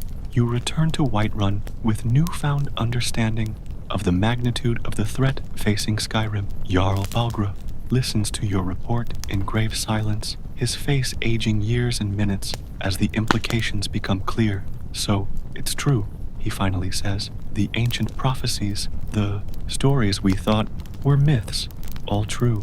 He rises from his throne, suddenly looking much older than his years. The end times approach, and only you stand between Alduin and the destruction of everything. But there is hope still. The Greybeards send word that there is ancient knowledge hidden in the depths of the throat of the world, secrets that could give you the power needed to face the World Eater. There are also others who remember the old ways, the remnants of the blades, some of the mages from the College of Winterhold, even some of the companion. Night falls over Whiterun as you prepare for what may be the final journey of your old life. Tomorrow, you will begin the climb back to High Hrothgar, but this time, not just as a student seeking knowledge. You go as a warrior preparing for the battle that will determine the fate of the world. But tonight, you're alive, you're warm, and you've survived another day in the land that kills even those born for greatness. You've absorbed dragon souls, mastered Thuum, and looked into the eyes of the World Eater himself. The tavern's fireplace crackles merrily, warming your face and hands. Outside, the wind howls through the streets like the voice of the world itself, calling you to a destiny you never asked for, but cannot refuse. The sound is both threatening and comforting, a reminder that in Skyrim, every day you survive is a victory against the very land. Sleep well, Dragonborn. The fate of the world rests on your shoulders, and tomorrow brings challenges that will test every ounce of strength, skill, and courage you possess. But tonight, you are a survivor in a land that devours heroes, and that is already a form of immortality. The storm outside seems to whisper ancient stories, tales of other heroes who walked these paths, faced these same dangers, and found their own truths in the frozen mountains of Skyrim. Your story joins theirs now, another thread in the tapestry of legend that is this brutal and beautiful place. And as you drift towards sleep, you could swear you hear, carried on the wind, the distant sound of Thuum being spoken, perhaps by the Greybeards in their meditation, perhaps by others like you, scattered across the world, or perhaps by the very land of Skyrim itself, recognizing that once again, when darkness threatens to swallow everything, a hero has risen to face the night. Your true adventure is just beginning. Dawn in Whiterun. Dawn comes too early in Whiterun, bringing with it a cutting cold that penetrates through the city's ancient stones like invisible blades. You awaken not to the sound of singing birds, those are luxuries of warmer lands, but to the metallic, rhythmic sound of hammers against anvil echoing from War Maiden's forge. The blacksmith Adrienne Avenici is already at work, her calloused hands shaping glowing iron while steam rises from her work in the cold morning air. Your muscles ache in ways you never imagined possible. Every fiber of your body screams in protest at yesterday's efforts. The escape from Helgen, the trek through the wilderness, the combat with bandits, and especially the epic battle against the dragon that nearly cost your life. You move slowly, like an old man, every joint protesting against movement. Lydia is already awake, naturally. Like a true Nord, she seems born for this brutal climate. She sits by the window, meticulously cleaning her sword with an oiled cloth, every movement precise and careful. The blade gleams with deadly luster in the weak morning light, and you can see small dark stains on the metal, dried blood that even the most careful cleaning couldn't completely remove. You slept only 3 hours, she observes, without looking up. You were shouting in your sleep, words in a language I don't recognize, probably the dragon tongue trying to come out of you. She finally looks up, and there's genuine concern there. Thuum is changing you from within. I can see it in your eye. There's fire burning there that wasn't there yesterday. Outside, you can hear the familiar sounds of Whiterun awakening to another day of survival. Merchants setting up their stalls in the market, the sound of wood being cut, the low murmur of conversations in ancient Nordic. But there's something different today, a tension in the air that makes the hairs on your arms stand up. Descending to the main floor of the tavern, you find the atmosphere heavy with more than just hearth smoke. Groups of people whisper in dark corners, their voices low and urgent. Messengers arrive covered in mud and sweat, bringing news that makes listeners' faces pale. More dragon attacks during the night. Hulda, the tavern owner, whispers as she serves a bowl of hot porridge that smells strongly of oats and something that might have been meat at some point. Kynesgrove was burned to ashes, nothing left, not even bones to bury. You devour the porridge, ignoring the questionable taste. In Skyrim, hot food is good food, regardless of flavor. Each spoonful represents energy, survival, the difference between having strength to fight or collapsing from weakness when the next predator appears. That's when he enters the tavern, a Whiterun guard, his yellow armor stained with something that's definitely not mud. He walks with a slight limp, favoring his left leg, and there's an expression in his eyes that speaks of things seen that no man should see. His eyes meet yours across the smoky tavern, and he approaches slowly. Each step echoes on the wooden floor like a funeral drum. When he finally stops before your table, you can see fresh scars on his face and the smell of smoke still clinging to his clothes. You're that dragonborn everyone's talking about, aren't you? His voice is hoarse, as if he'd been shouting for hours. I used to be an adventurer like you, he says, and the words come out with the weight of a confession. Then, I took an arrow to the knee. He sits heavily in the chair beside yours, ignoring Lydia's disapproving look. But that's not the worst that can happen to a man in Skyrim, he continued, his voice dropping to almost a whisper. I saw things last night that will haunt me until the day I die. His hands tremble slightly as he tells his story, a routine patrol that turned into a nightmare when they found an entire village. Men, women, children, dead, but still walking. Their eyes had turned completely white, and they attacked the guards with bare hands, feeling no pain, showing no mercy. Draugr, Lydia murmurs, her hand instinctively going to her sword hilt. But they shouldn't be coming out of their tombs. Something is calling them, something powerful. The guard nods grimly. And it's not just the ancient undead. Necromancers are getting bolder, appearing in broad daylight. Yesterday we found a ritual circle near Dragon's Tooth. It was still smoking with dark magic when we arrived. He leans closer, his voice dropping even lower. But the worst part is, they're not acting alone. There are rumors that the Thalmor are behind this, those arrogant elves from the Aldmeri Dominion. They say they're using the chaos of the dragons to weaken Skyrim, preparing the ground for a full invasion. The mention of the Thalmor makes your blood freeze. You've heard of them, elven supremacists who believe all other races are inferior, who want to eliminate Talos worship and subjugate all of humanity. If they're truly involved, With the dragon resurrections, then the situation is much worse than anyone imagines. There's more, the guard continues, looking nervously around the tavern. Messengers arrived from Windhelm during the early hours. Ulfric Stormcloak is calling all true Nords to arms. He says this is the time to drive both the Empire and the Elves from Skyrim once and for all. Lydia frowns. Civil war is the last problem we need now, with dragons burning cities. Maybe, the guard responds, but Ulfric believes only a Skyrim united under Nord rule can face these threats. He wants you at his side, the legendary Dragonborn, fighting for Skyrim's freedom. The proposal weighs on you like iron armor. Choosing a side in the civil war means making enemies of half of Skyrim's population, but remaining neutral might mean neither side will trust you when the time comes to face the real threats. Before you can respond, the tavern door bursts open with a crash that makes everyone turn. A hooded figure enters, her cloak dripping with melted snow water, but there's something strange about the way she moves. Too fluid, too silent to be human. The figure approaches your group with steps that make no sound at all on the wooden floor. When she removes her hood, you see sharp elven features, skin pale as ivory, and eyes that glow with an interior light that isn't entirely natural. A high elf, and from the golden ornaments on her robes, clearly a Thalmor. Dragonborn, she says, her voice carrying a haughty accent that makes every word sound like an insult.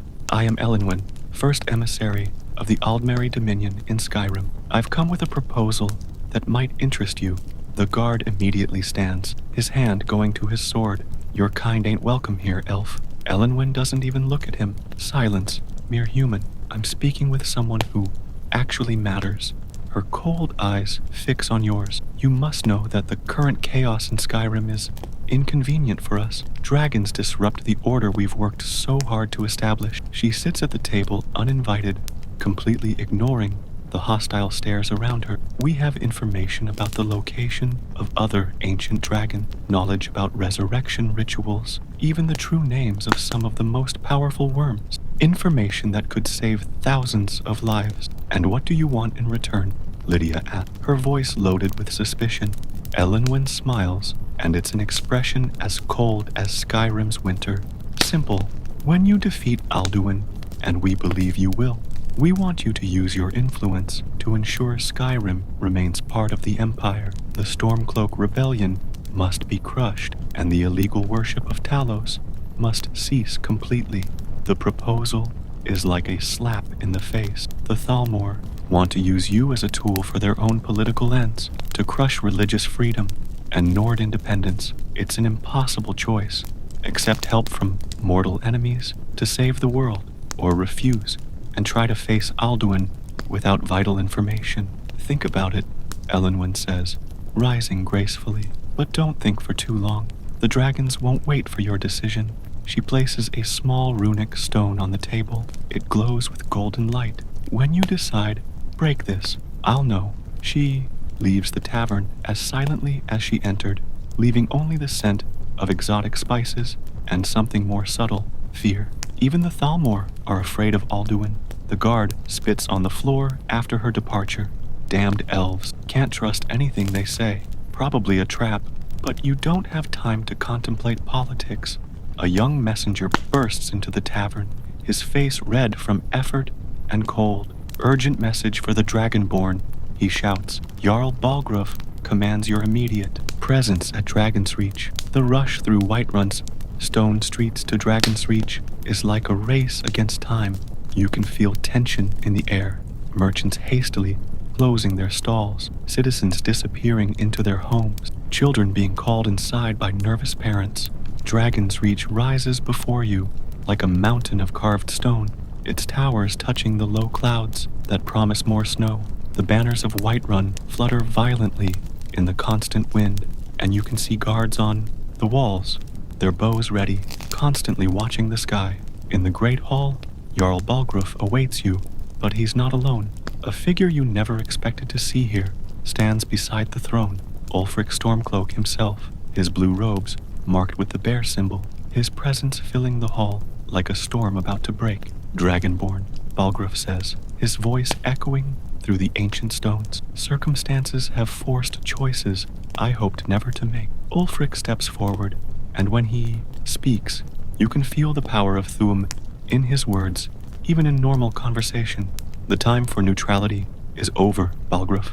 Skyrim needs unity to face this threat. Join the Stormcloaks, and together we'll drive both dragons and imperialists from our homeland. And if I refuse? Balgruuf asks, though his voice suggests he already knows the answer. Then Whiterun will be considered imperial territory, Ulfric responds, his hand resting on his sword hilt, and will be treated as such. The tension in the hall is so thick you could cut it with a knife. Irileth, Balgruuf's Dunmer housecarl, has her hand on her weapon, ready to defend her Jarl. The Stormcloak soldiers who came with Ulfric are equally tense, prepared for violence. That's when the roar echoes through the valley, a sound that freezes the blood in everyone's veins. Through Dragon's Reach's high windows, you can see a black shape cutting through the clouds. Alduin has returned, and this time he's not alone. 3 dragons descend from the sky like living comets, their wings blocking the sun. Alduin leads the attack, his roar making the very stones of Dragon's Reach tremble. Behind him fly 2 other ancient worms, Sahloknir, whom you saw resurrected, and another you don't recognize, its scales gleaming, polished bronze. Dovahkiin, Alduin's voice echoes through the city like thunder. You escaped me once, there will be no second escape. Dragon fire pours from the sky like liquid rain. Houses explode into flames, ancient wood turning to ash in seconds. Screams echo through the streets as citizens run for shelter that may not exist. You run to Dragon's Reach's courtyard, where ancient ballistas, built specifically to capture dragons, are being prepared by the guards. But these weapons were made to capture, not kill, and you doubt they can penetrate Alduin's scales. The first dragon, the one with bronze scales, lands in the courtyard with an impact that breaks the stones beneath its claws. Up close, you can see its scales are engraved with ancient runes, and its eyes glow with malevolent intelligence that dates from ages past. Croesus, it roars, and you feel the power of the word wash over you like a wave. Regret, sorrow, the overwhelming feeling that all your struggles are useless. You stagger under the psychic attack, fighting to keep your mind focused. Lydia is beside you, but you can see she's fighting the same effects. Tears stream down her face without her noticing, and her sword trembles in her hands. It's time for you to fight fire with fire. Literally, you breathe deeply, feeling Thuum building in your chest like a storm ready to be unleashed. Yol Tor Shul, dragonfire explodes from your throat. Not the common flames you've used before, but something hotter, more intense. The fire strikes the bronze dragon's scale, and for the first time, you see pain in the eyes of one of these ancient creatures. But your victory is short-lived. Sahloknir lands behind you, cutting off your escape route. Being trapped between 2 dragons is a position that probably means certain death for anyone except the Dragonborn. Fus Ro Da, your force shout catches Sahloknir off guard, sending him staggering backward. But these creatures are ancient and experienced in combat. They quickly recover and begin coordinating their attacks. The bronze dragon releases its fire breath, while Sahloknir attacks with claws the size of swords. You roll to the side, feeling the heat scorching your clothes, the claws leaving deep grooves in the stone where you were seconds before. That's when you hear it, the war cries of Whiterun guards joining the battle. Balgruuf appears on Dragon's Reach's balcony, holding an ornate elven bow, his enchanted arrows glowing with magical light as they fly toward the dragons. Ulfric Stormcloak doesn't stay behind. He opens his mouth and releases his own, Thuum, the same words of power that, they say, shattered Skyrim's High King, Fus Ro Da. Combined with your own shout, Ulfric's Thuum creates a force so powerful it breaks windows throughout Whiterun. Sahloknir is caught full in the dual attack, sent flying through the air to crash against Dragon's Reach's wall. But Alduin still hovers above, watching the battle with eyes that glow like dead stars. When he speaks, it's in the ancient dragon tongue, but you understand every word. Zu Alduin, Hin Silfen Nakip Bahloki. I am Alduin. Your world will know my wrath He descends like a black meteor, claws extended, aiming directly at you. This is the battle that was destined from the moment you woke in that cart, Dragonborn against the World Eater. The impact when you collide is like two armies clashing. His claws meet your armor, tearing metal like cloth. Your own hands, somehow suddenly covered with draconic scales, manage to find gaps in his ancestral armor. You fight through Dragon's Reach's courtyard, demolishing ancient pillars, destroying statues that had stood there for centuries. Each blow echoes like thunder.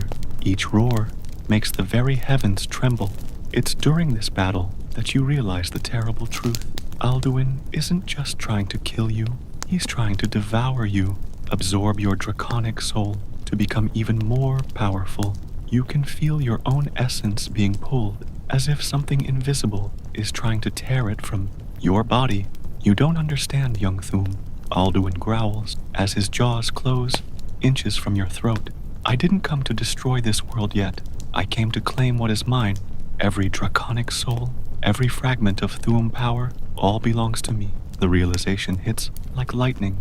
Alduin doesn't just want to end the world. He wants to consume all draconic souls first, including yours, to become powerful enough to devour reality itself. With strength born of desperation, you manage to break free from his claws. But Alduin isn't finished. He opens his jaws, and you see something that makes your blood turn to ice. Not fire, but pure void. Darkness that seems to suck light and heat from existence itself. Tiaid Cloul! Alduin roars, and time around you begins to distort. Your movements become slow as honey, while Alduin moves at normal speed. This is temporal magic, power over the very fabric of reality. You fight against the effects, forcing your words through the temporal distortion. T-eyed, you begin, trying to counterattack with your own temporal magic. But you never learned these words of power completely. That's when a voice resonates from the mountaintop, a Thum shout, so powerful it breaks Alduin's temporal spell instantly. Paarthurnax has arrived, his ancient wings beating against the icy air as he descends from the throat of the world. Alduin, Zok Sahrot, do Nulshul Hanko, Sovngarde, Paarthurnax roars. Alduin, your proud attitude will cause your own downfall in Sovngarde. Paarthurnax's arrival changes the entire dynamic of the battle. Alduin turns to face his ancient brother, and the two of you, ancient dragons born at the beginning of time, begin an aerial battle that makes your fight look like child's play. They fight not just with claw and fang, but with pure Thuum, shouts that break mountains, words that rewrite reality. The very sky seems to split when their voices clash. You use the distraction to deal with the other two dragons. The bronze one is still stunned from your earlier fire attack, giving you the opportunity to strike with your sword. The blade, now glowing with absorbed draconic power, cuts through its scales like leather. Sahaloknir tries to flank you, but Lydia appears from nowhere, her sword finding the soft spot between the neck scales of the dragon. Dark blood gushes, vaporizing in the cold air. By Ysgramor, she shouts, the ancient war cry of the Nords echoing across the battlefield. The battle is fierce, desperate, and chaotic. You fight not just against dragons, but against fear itself, the primitive terror that all mortals feel when facing predators that once ruled the world. But you're no longer entirely mortal, you realize. With each dragon soul you've absorbed, each word of power you've learned, you've become something more, something between man and dragon, mortal and immortal. When you finally bring down the bronze dragon, absorbing its soul in an explosion of light that can be seen from solitude, you feel knowledge flowing into you, new shouts, new powers, new understanding of reality's nature. But the battle between Alduin and Paarthurnax still rages above. They crash against Dragon's Reach's towers, destroy entire sections of the city wall, create craters in the ground where their colossal bodies strike. Paarthurnax is losing. He is ancient and wise, but Alduin is the firstborn, the most powerful of all dragons. Each of Alduin's blows leaves wounds that bleed fire. Each shout makes Paarthurnax retreat further. That's when you understand what you must do. You can't defeat Alduin alone. He's too powerful, too ancient, but you can give Paarthurnax the advantage he needs. You shout to the heavens, your voice carrying all the Thuum power you've accumulated. Paarthurnax, Zuu Ofan he Krent, Paarthurnax, I offer you strength, and somehow, impossibly, but true, you manage to channel part of your own draconic strength to the ancient dragon. Paarthurnax glows with new energy, his wounds closing, his movements becoming faster and more precise. The battle turns. Now, it's Alduin who retreats, Alduin who's bleeding. But the World Eater didn't get this far by being merely powerful. He's cunning too. Zuu lost onti Fenkos Nahlat, Dovahkiin. Alduin hisses as he retreats. I will remember this dragonborn. Nuz Crosis, Hinlan Losbo. But too bad, your joy is brief. With a final roar that breaks windows throughout Whiterun, Alduin beats his wings and rises to the heavens. But instead of flying away, he does something that chills your blood. He opens a portal, a rift in the very air that leads to somewhere else. Sovngarde Fenma, Ark Han, he roars as he disappears through the portal. Sovngarde will fall, and here, Sovngarde, the Nordic paradise where dead heroes spend eternity feasting in golden halls. If Alduin can get there, he could devour the souls of all heroes ever died, becoming too powerful for any mortal force to stop. Paarthurnax lands heavily in the destroyed courtyard, his breaths coming in labored gasps. Dremyolok, Dovahkiin, he says, peace, fire, sky. But there's no time for rest. Alduin seeks Sovngarde. If he manages to devour the souls there, no force in Nirn can stop him. The reality of the situation settles over you like a physical weight. You didn't save Whiterun, you just bought time. Alduin is heading to the Nordic paradise to become a true god, and the only thing between him and omnipotence is you. But there are more immediate problems. The battle has left Whiterun in partial ruins. Houses burn, citizens are wounded or dead, and the 2 dragons you killed left craters in the main courtyard. The city looks like a battlefield after a siege. Jarl Balgruuf emerges from the ruins of his own fortress, his armor dented, blood trickling from a cut on his forehead. But his eyes are full of determination, not defeat. That decides it, he declares, his voice carrying across the destroyed courtyard. Whiterun joins the Stormcloaks. The Imperials left us to face dragons alone. Ulfric, you have my loyalty.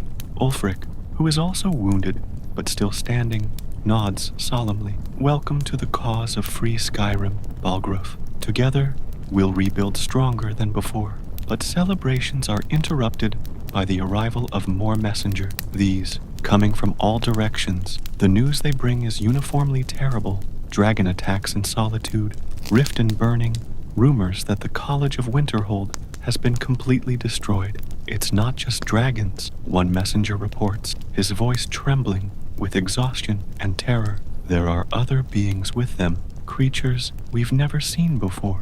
Lesser Daedra, Storm Atronax, even some that look like men but don't die when cut. The description makes your blood freeze. Alduin isn't just resurrecting dragons, he's making alliances with Daedric princes, summoning beings from oblivion to join his crusade against the mortal world. There's more, another messenger adds. The Thalmor are moving too, large armies marching from their fortresses, not to fight the dragons, but apparently to take advantage of the chaos. They're seizing territories while everyone's distracted. The situation is even worse than you thought. Skyrim is facing not 1, but 3 existential threats simultaneously. Dragons led by Alduin, Thalmor invasion, and now, apparently, a Daedric incursion as well. Delphine appears out of nowhere, as she always does. You didn't see her coming, which is typical for an X-Blade. Her clothes are stained with blood, not hers, you hope, and there's an urgency in her movements that speaks of desperate news. I need to speak with you, she says, pulling you to a more private corner of the wreckage. I have information about how to reach Sovngarde. There's a way, but she hesitates, which is unusual for her. But what? You ask, though you fear the answer. You'll have to die, she says simply. Sovngarde is the realm of the heroic dead. Only the dead can enter. But there's a way.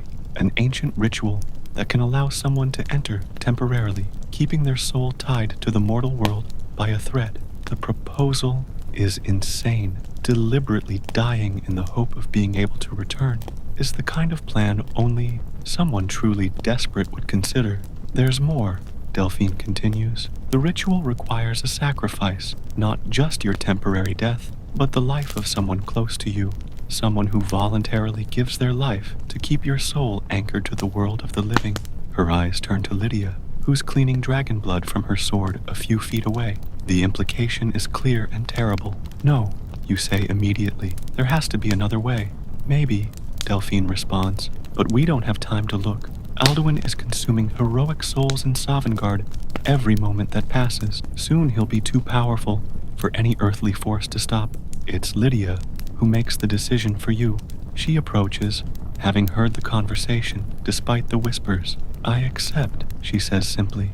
I'm sworn to carry your burdens, Thane. If my death can help you save the world, then it's a burden I'll carry with honor. The courage in her words almost breaks your heart. This woman who barely knows you is willing to die for a cause she doesn't even fully understand. It's the kind of loyalty that defines true Nords.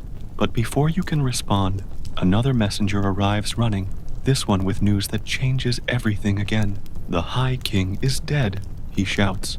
Elisif has been assassinated in solitude. The Thalmor claimed responsibility. The silence that follows is deafening. The death of the High King, even a puppet like Elisif, means Skyrim is, officially, without central government. The Civil War is no longer about rebellion, but about national survival. Ulfric steps forward, his presence commanding instant attention. Then it's decided, he declares. As the last Jarl of royal lineage, I claim the title of High King of Skyrim by right of conquest and necessity. Let all true sons and daughters of Skyrim unite under one banner.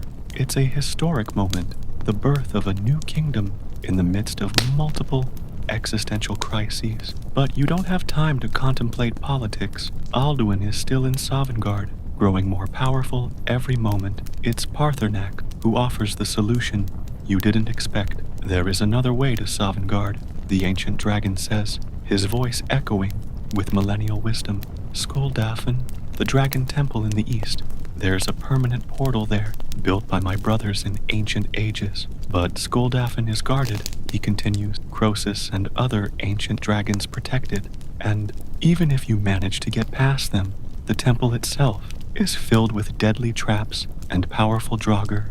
It's a suicide mission, but at least it doesn't require Lydia's sacrifice. You look at your loyal housecarl, seeing relief in her eyes, mixed with determination to accompany you wherever the journey leads. Then we go to Skuldafn, you declare. Lydia, prepare our things. Paarthurnax, can you take us there? The ancient dragon nods slowly. I can take you as far as I dare, but Skuldafn itself, that you must face alone. The preparations for the journey are quick but thorough. Delphine provides healing potions and magic resistance. Balgruuf gives you his own enchanted sword, a blade that has been in his family for generations. Ulfric offers an amulet of Talos, blessed by the Greybeards themselves. May the gods walk with you, Dragonborn, Ulfric says, placing a heavy hand on your shoulder. The fate of Skyrim, the fate of the world, rests in your hands. As you climb onto Paarthurnax's back for the journey to Skuldafn, you look down at Whiterun one last time. The city seems small and fragile from the air, its lights flickering against the vast darkness of Skyrim. It's hard to believe so much of the world's fate depends on events in this small corner of Tamriel. The flight through the frozen mountains is both majestic and terrifying. Paarthurnax flies with the grace of eons of experience, his wings beating in steady rhythm. As you climb ever higher, the air becomes thin, making each breath a conscious struggle. Below, you can see the true extent of the devastation Alduin has brought to Skyrim. Entire villages reduced to ash, forests burned into vast, black scars on the landscape, even some of the rivers running red with blood. Observe, Paarthurnax says, his voice carrying even against the wind. Skuldafn Ragol. Skuldafn approaches. Ahead, On the highest peak of the eastern mountains, you can see the impossible silhouette of Skuldafn. The dragon temple rises from the rock, as if it had grown there, its twisted towers reaching toward the heavens like claws. There's something fundamentally disturbing about its architecture. The angles are all wrong. The proportions make your eyes hurt just looking.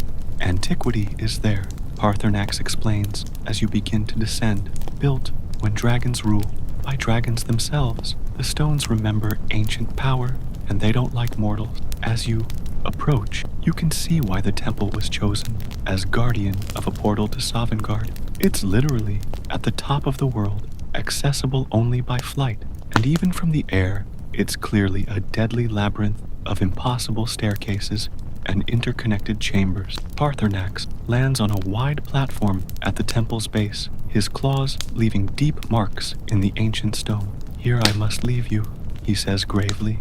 "Skuldafn has guards that won't tolerate even my presence." As if summoned by his words, roars echo from the temple's depths.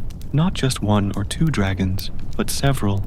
You can hear at least 4 different voices joining in a threatening chorus. "Remember," Paarthurnax says, as you and Lydia dismount from his back, "in Sovngarde, you'll face not just Alduin, but the dead themselves. Many heroes there won't understand your mission. Some might even try to stop you, believing Alduin deserves victory." With those comforting words, the ancient dragon takes flight, again, leaving you alone at the base of the deadliest temple ever built by non-human hands. The first thing you notice about Skuldafn is the silence. Despite the roars you heard, now there's only oppressive quiet, broken only by the eternal wind blowing through the ancient stones. It's the kind of silence that exists only in places where many have died. The staircases leading to the main temple are carved directly into the mountain's rock, each step worn smooth by thousands of years of use. But there's something wrong with them. They seem to extend further than they should, as if perspective itself is distorted. "Magic," Lydia murmurs, noticing the same phenomenon. "This whole place is saturated with it. I can feel it on my skin."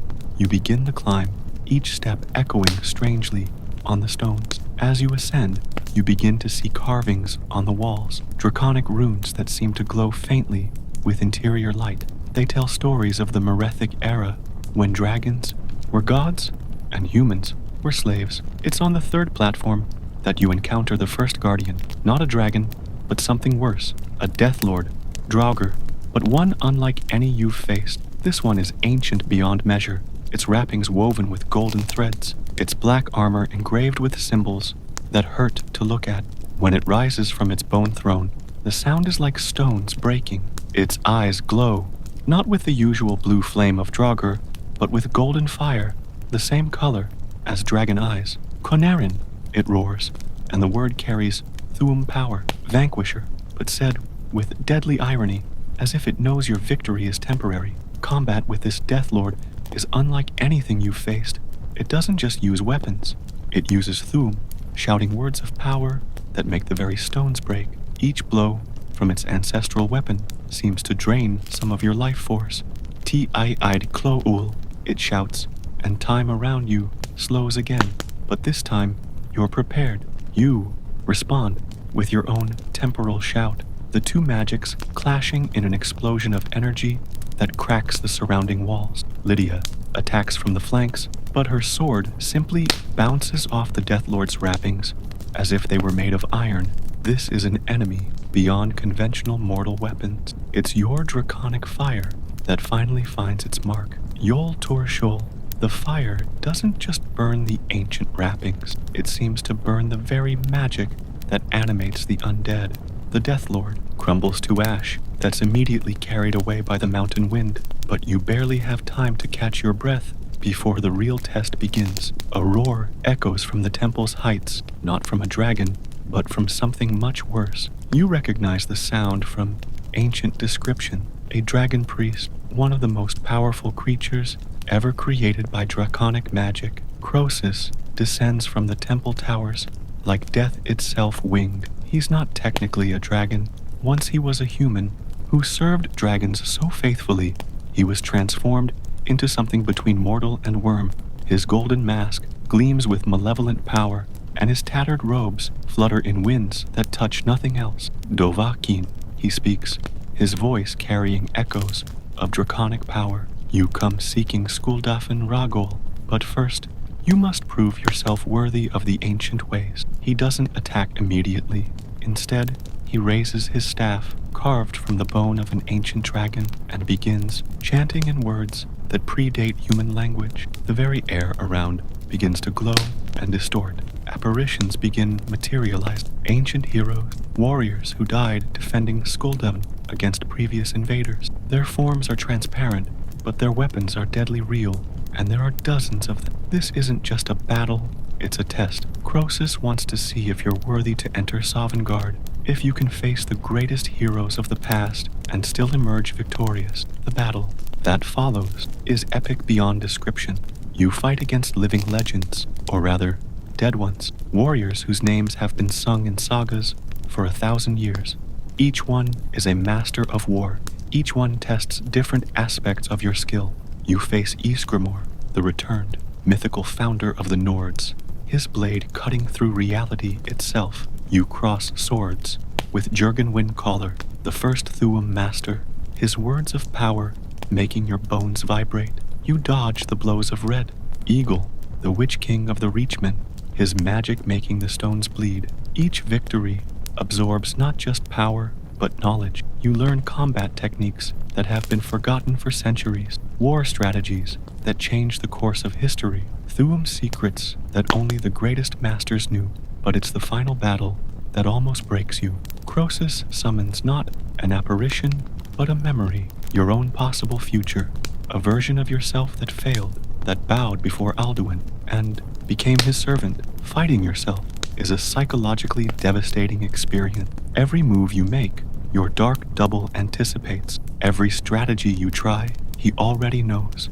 It's only when you stop fighting your own tactics and embrace something completely new, a form of combat that mixes Thuum with swordwork in a way never attempted before, that you achieve victory. When the last apparition dissolves, Croesus lowers his staff. Geh, he says simply, yes, you are worthy. Sovngarde, Jul Arak Sulekin. Sovngarde awaits and will test you. He steps aside, opening the way to Skuldafn's heart, but his words echo as you pass. Kos Nalod, Dovahkiin, Nus Kos Oblandi. Be victorious, Dragonborn, but be also my end. The entrance to Sovngarde's portal is unlike anything you've ever seen. It's a circular chamber carved into the mountain's highest peak, its walls covered with runes that seem to move when you're not looking directly at them. In the center, a well of golden light extends from floor to ceiling, or perhaps beyond the ceiling. It's hard to tell where it ends.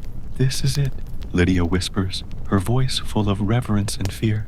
The portal to the realm of the heroic dead.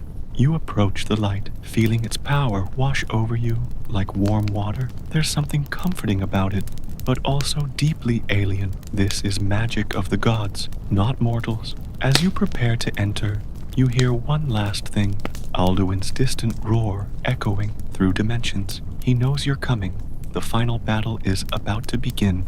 You take Lydia's hands, and together, you step into the golden light. The sensation is like being dissolved and reformed simultaneously, as if every atom of your being is separated and then reconstructed somewhere fundamentally different. When the light fades, you're in Sovngarde. The realm of the heroic dead is both exactly what you expected and completely surprising. It's an idealized version of Skyrim, with golden fields extending to the horizon, snow-covered mountains that gleam like crystal, and a sky that is eternally golden twilight. But something is wrong. The golden light is stained with veins of darkness, as if some disease is spreading through paradise itself. And in the air, you can hear distant screams, not of joy, but of terror. Alduin, you whisper, and the name seems to echo through the eternal realm. Your true battle is about to begin. The fate, not just of Skyrim, but of all worlds, will be decided here, in the golden realm of the heroic dead. And you, a simple prisoner who woke in a cart just days ago, are the only thing between the World Eater and the end of everything. The wind of Sovngarde carries the scent of eternal glory and primal fear. As you and Lydia begin the walk across the golden fields toward the sound of screams, you can't help but think that, no matter what happens next, you survived another day in the land that kills even those born for greatness, and maybe, just maybe, that's enough to save everything. The battle for Sovngarde. Sovngarde stretches before you like a golden dream turned nightmare. The fields that should gleam with eternal light are stained by veins of darkness spreading like disease. The golden grass is withering in some area, becoming gray and brittle under your feet. The sky, which should be glorious twilight forever, pulses with red clouds that move unnaturally. The air here tastes of ancient glory mixed with fresh despair. You can feel the weight of millennia of heroism being corrupted by Alduin's presence. Each breath brings echoes of epic battles, last words of dying heroes, and the distant sound of weeping that could be from victory or lament. It's impossible to tell. Lydia stays close, but even she, with all her Nordic courage, seems diminished by this place. This isn't how the stories describe it, she whispers, her voice almost lost in the golden vastness. Sovngarde should be a place of eternal celebration, not this. In the distance, you can see structures that defy mortal comprehension, mead halls that stretch to the horizon, where the greatest heroes of history should be feasting for all eternity. But many are dark, their windows like dead eyes staring into void. Some still glow with golden light, resisting corruption, but even these seem to be fighting against growing darkness. As you walk through the corrupted golden fields, you begin to encounter Sovngarde's inhabitants. The first is a massive Nord warrior, his armor gleaming with its own light, his beard braided with gold that never tarnishes, but his eyes are empty of hope. Another comes to witness the end, he says, his voice carrying the echo of countless battles. I am Gormleth Goldenhilt, and I fought dragons when the world was young, but this one is different.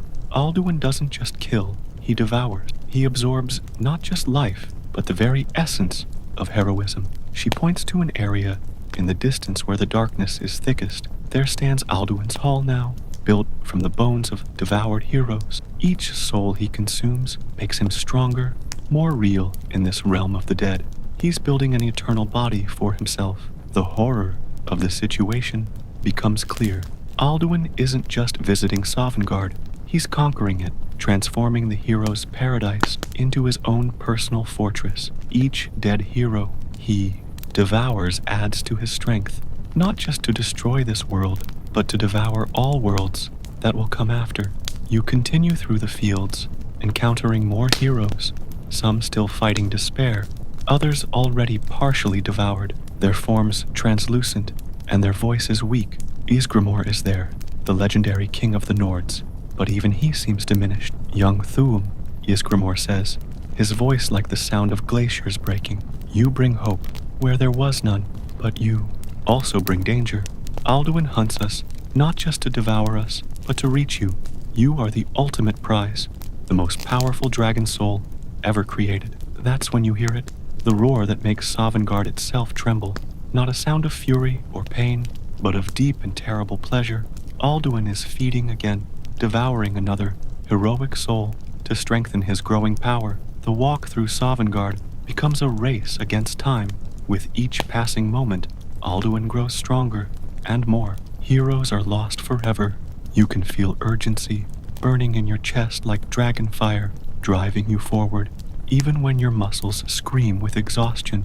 The hall Alduin has built for himself is an architectural abomination that offends mortal eyes. Built from ancient dragon bones and cemented with heroes' blood, it rises from Sovngarde's center like a mountain of malice. Its towers twist toward the sky at impossible angles, and its entrance is a giant dragon's jaw with teeth made from broken swords of defeated warriors. As you approach, the sound becomes clearer, not just Alduin's roars, but screams. Not screams of physical pain, but something much worse.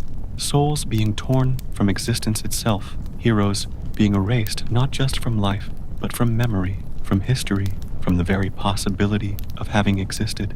We can't face him alone, Lydia whispers, and for the first time, you hear true fear in her voice. Look at the size of him now, Through the bone windows of the hall, you can see Alduin, and she's right. He has grown enormously since your last encounter. His body now fills almost the entire massive hall, his scales gleaming with light absorbed from 1,000 devoured heroes. When he moves, Sovngarde itself trembles, and when he breathes, stars go out in the eternal sky. But that's when you realize you're not alone. Figures emerge from the golden mist. Heroes who still resist, who refuse to succumb to despair. Gormley leads a group of ancient dragon warriors, their weapons gleaming with enchantments dating from the beginning of time.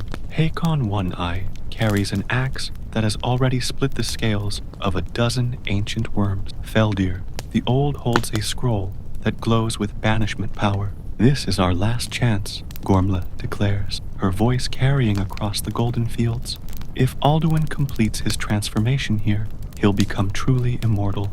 Not even the gods themselves will be able to stop him then. The battle that follows isn't like anything that has happened before in the history of any world. It's a fight, not just between flesh and bone, but between fundamental concepts: hope against despair, heroism against nihilism, the will to exist against the desire to devour all existence. Alduin emerges from his hall like a force of nature made flesh. His roar breaks mountains that have existed since Sovngarde's creation. When he beats his wings, lesser heroes are thrown through the air like leaves. His breath is no longer just fire. It's anti-existence, a vacuum that erases everything it touches from reality. You and the ancient heroes attack in formation, each using tactics developed through eons of dragon combat. But Alduin is no longer just a dragon. He's a cosmic force, an aspect of entropy itself, given form and consciousness. Your Thuum resonates through the eternal realm, Fus Ro Da. But even your most powerful shout only makes Alduin stagger for a moment. The World Eater laughs, a sound like galaxies dying. You still don't comprehend, little Dovahkiin, Alduin growls, his voice making reality itself vibrate. I am not just the end of this world. I am the end of all world, the end of the very possibility of worlds. And you will be the appetizer before the main feast. The battle intensifies. Hakon One-Eye loses an arm to Alduin's anti-existence breath, but continues fighting with growing fury. Feldir unfurls his banishment scroll, but Alduin simply devours the words of power before they can take effect. It's Gormla who realizes the truth first. He's using us, she shouts through the chaos. Every attack we make feeds him. He's absorbing our strength. The revelation is terrible. Alduin isn't just fighting, he's feeding on the very battle, growing more powerful. With each blow exchanged, each Thuum shouted, each drop of blood spilled. This isn't a fight that can be won through brute force. You remember Parthenax's words. What is better, to be born good, or to overcome your evil nature through great effort? The answer becomes clear. Alduin can't be defeated through more violence. He needs to be transformed, not destroyed. With understanding that comes from somewhere beyond mortal knowledge, you stop fighting. In the middle of the most epic battle ever fought, you lower your sword and open your arms. Alduin, you say, your voice cutting through the roar of combat. I know who you really are. The World Eater stops, his jaws closing with a snap like thunder. For the first time since he began his campaign of destruction, there's uncertainty in his ancient eyes. You are Akatosh's firstborn, you continue, walking toward the massive dragon. You weren't born to destroy, you were born to renew. When worlds grow old and corrupt, you devour them so new ones can be born. But this world still has life in it, still has hope. Alduin recoils, confusion replacing fury in his draconic features. No, I am destruction. I am the end. That's what I exist for. No, you respond gently. You exist for balance. Without end, there can be no beginning. Without winter, there can be no spring. But you've lost sight of your true purpose. You began devouring for pleasure, not necessity. The silence that follows is absolute. Even Sovngarde's eternal wind stops blowing. Alduin looks at his own claws, stained with the blood of countless innocents, and you can see something breaking inside him. I remember, he whispers, his voice no longer a roar, but almost human in its pain.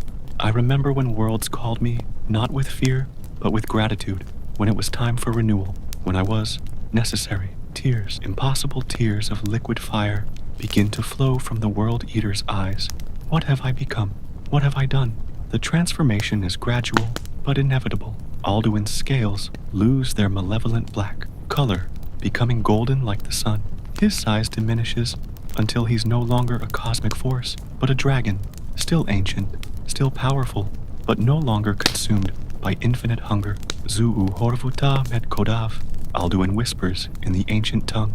I have found my honor again, Dovahkiin. Brother, forgive me. The hall built of bone and blood begins to crumble. As Alduin releases the souls he devoured, they return to Sovngarde, restoring golden light to the dark halls. Heroes who were erased from existence return to eternal life, their stories restored, their sacrifices remembered again. Sovngarde heals around you. The golden grass grows verdant again. The sky returns to its glorious, eternal twilight, and the mead halls resonate once more with laughter and songs of heroes celebrating their deeds. But you know, your time here is coming to an end. You're alive, and the living cannot remain in the realm of the dead for long. Even as visitors, Alduin approaches, now reduced to an almost human size compared to his previous form. Hinlan losrel, he says, your time has come. Nos zuu fenkos, bonar hintus, but I will remember your power. With those words, he beats his golden wings and flies to Sovngarde's skies, not to destroy, but to watch, to await the time when worlds truly need renewal. You find yourself back in Skuldafn, mortal air burning your lungs after Sovngarde's perfection. Lydia is beside you, looking at you with admiration and something approaching reverence. You did it, she whispers. You saved not just Skyrim, not just Tamriel, but all worlds that will come. How can I carry the burdens of someone who carried the burden of the cosmos itself? The journey back to mortal lands is different. The world seems brighter, more alive. Colors are more vibrant, sounds clearer. Even Skyrim's cold seems cleaner, purer. You saved everything, but more importantly, you healed something that had been broken since the beginning of time. When you finally reach Whiterun, the city is in celebration. News of the dragon threat's end has spread faster than you could travel. Children run through the streets, merchants sell their wares without fear of aerial attacks, and guards patrol with lighter steps. Jarl Balgruuf receives you not as subjects, but as liberators. The entire world is in your debt, he declares. But how can a world reward someone who saved existence itself? You smile, tired, but at peace. The world has already given me my reward. It will continue to exist. But even as celebrations echo through Whiterun, you find quiet moments to reflect on everything you've experienced. You think about the cart where it all began, the bandits you faced with nothing but stones, the first dragon you killed without truly knowing what you were doing. Every challenge, every danger, every moment of pure terror you experienced in Skyrim's brutal lands led to this moment. Without those hardships, without learning to survive in Tamriel's most unforgiving land, you would never have developed the strength, wisdom, or compassion needed to heal the World Eater himself. The guard you met on the road, the one who took an arrow to the knee, approaches during the celebration. He walks a little straighter now, and there's light in his eyes that wasn't there before. I wanted to thank you, he says simply. For a while, I thought my adventuring days were over forever, but you reminded me that heroism isn't about where you are, but who you choose to be. I may not hunt dragons anymore, but I can still protect people. I can still make a difference. It's a lesson that echoes through all your experiences in Skyrim. Heroism isn't about power or destiny. It's about choices. The choice to help instead of harm. The choice to heal instead of destroy. The choice to hope even when everything seems lost. As night falls over Whiterun and the celebrations gradually quiet, you find yourself on Dragon's Reach's balcony, looking out over the lands that were almost consumed by infinite hunger. The mountains rise like silent sentinels, their eternal snows gleaming under starlight.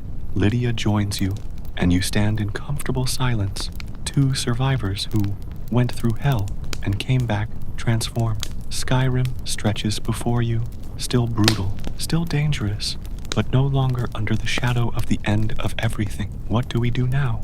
Lydia finally asks. You consider the question.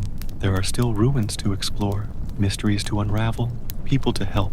The Civil War may have ended with forced unification against a common threat, but there's still work to be done in rebuilding. Skyrim is a land that tests everyone who dares call it home, but it's also a land that rewards the worthy with beauty and wonder beyond imagination. We keep living, you respond simply. We keep making the choices that make life worth living. Skyrim's wind whispers through Dragon's Reach's ancient stone, carrying with it the voices of heroes, past and future. You survived more than just 24 hours. In the most brutal world ever created, you thrived in it, were transformed by it, and in return, you transformed it. Now, as you prepare to sleep in a real bed with clean blanket and soft pillows, you reflect on the journey. Every challenge you faced, the deadly cold, constant hunger, infinite predators, overwhelming responsibility, served to prepare you for something greater than yourself. Compared to the hardships you faced in Skyrim, the challenges of modern life seem almost insignificant. You carried the weight of all possible worlds on your shoulders. You faced the end of existence itself and found a way to transform it into renewal. If you can survive in Skyrim, if you can face dragons and necromancers and the very concept of apocalypse, then you can face anything. Everyday problems, work, stress, difficult relationships, financial worries are just other challenges to overcome, other opportunities to grow. Skyrim's deepest lesson isn't that you're powerful, it's that you're resilient. No matter how impossible the situation seems, no matter how overwhelming the odds, there's always a choice to make, always a way to find hope. You close your eyes, hearing the night sounds of Whiterun, guards making their rounds, wind whispering through stones, the distant crackle of hearths keeping the cold at bay. These are sounds of civilization, of community, of life continuing, despite all hardships. Sleep well, hero. You faced the end of everything and chose to heal it instead of fight it. You learned that true strength doesn't come from Thuum or swords, but from compassion and understanding. You discovered that even in the darkest places, even facing absolute despair, there's always a choice for hope. And if you can find hope in Skyrim's frozen mountains, if you can find light in Sovngarde's darkest depths, then you can find it anywhere. Tonight, sleep with the peace of knowing you didn't just survive the most brutal world ever imagined, you made it better.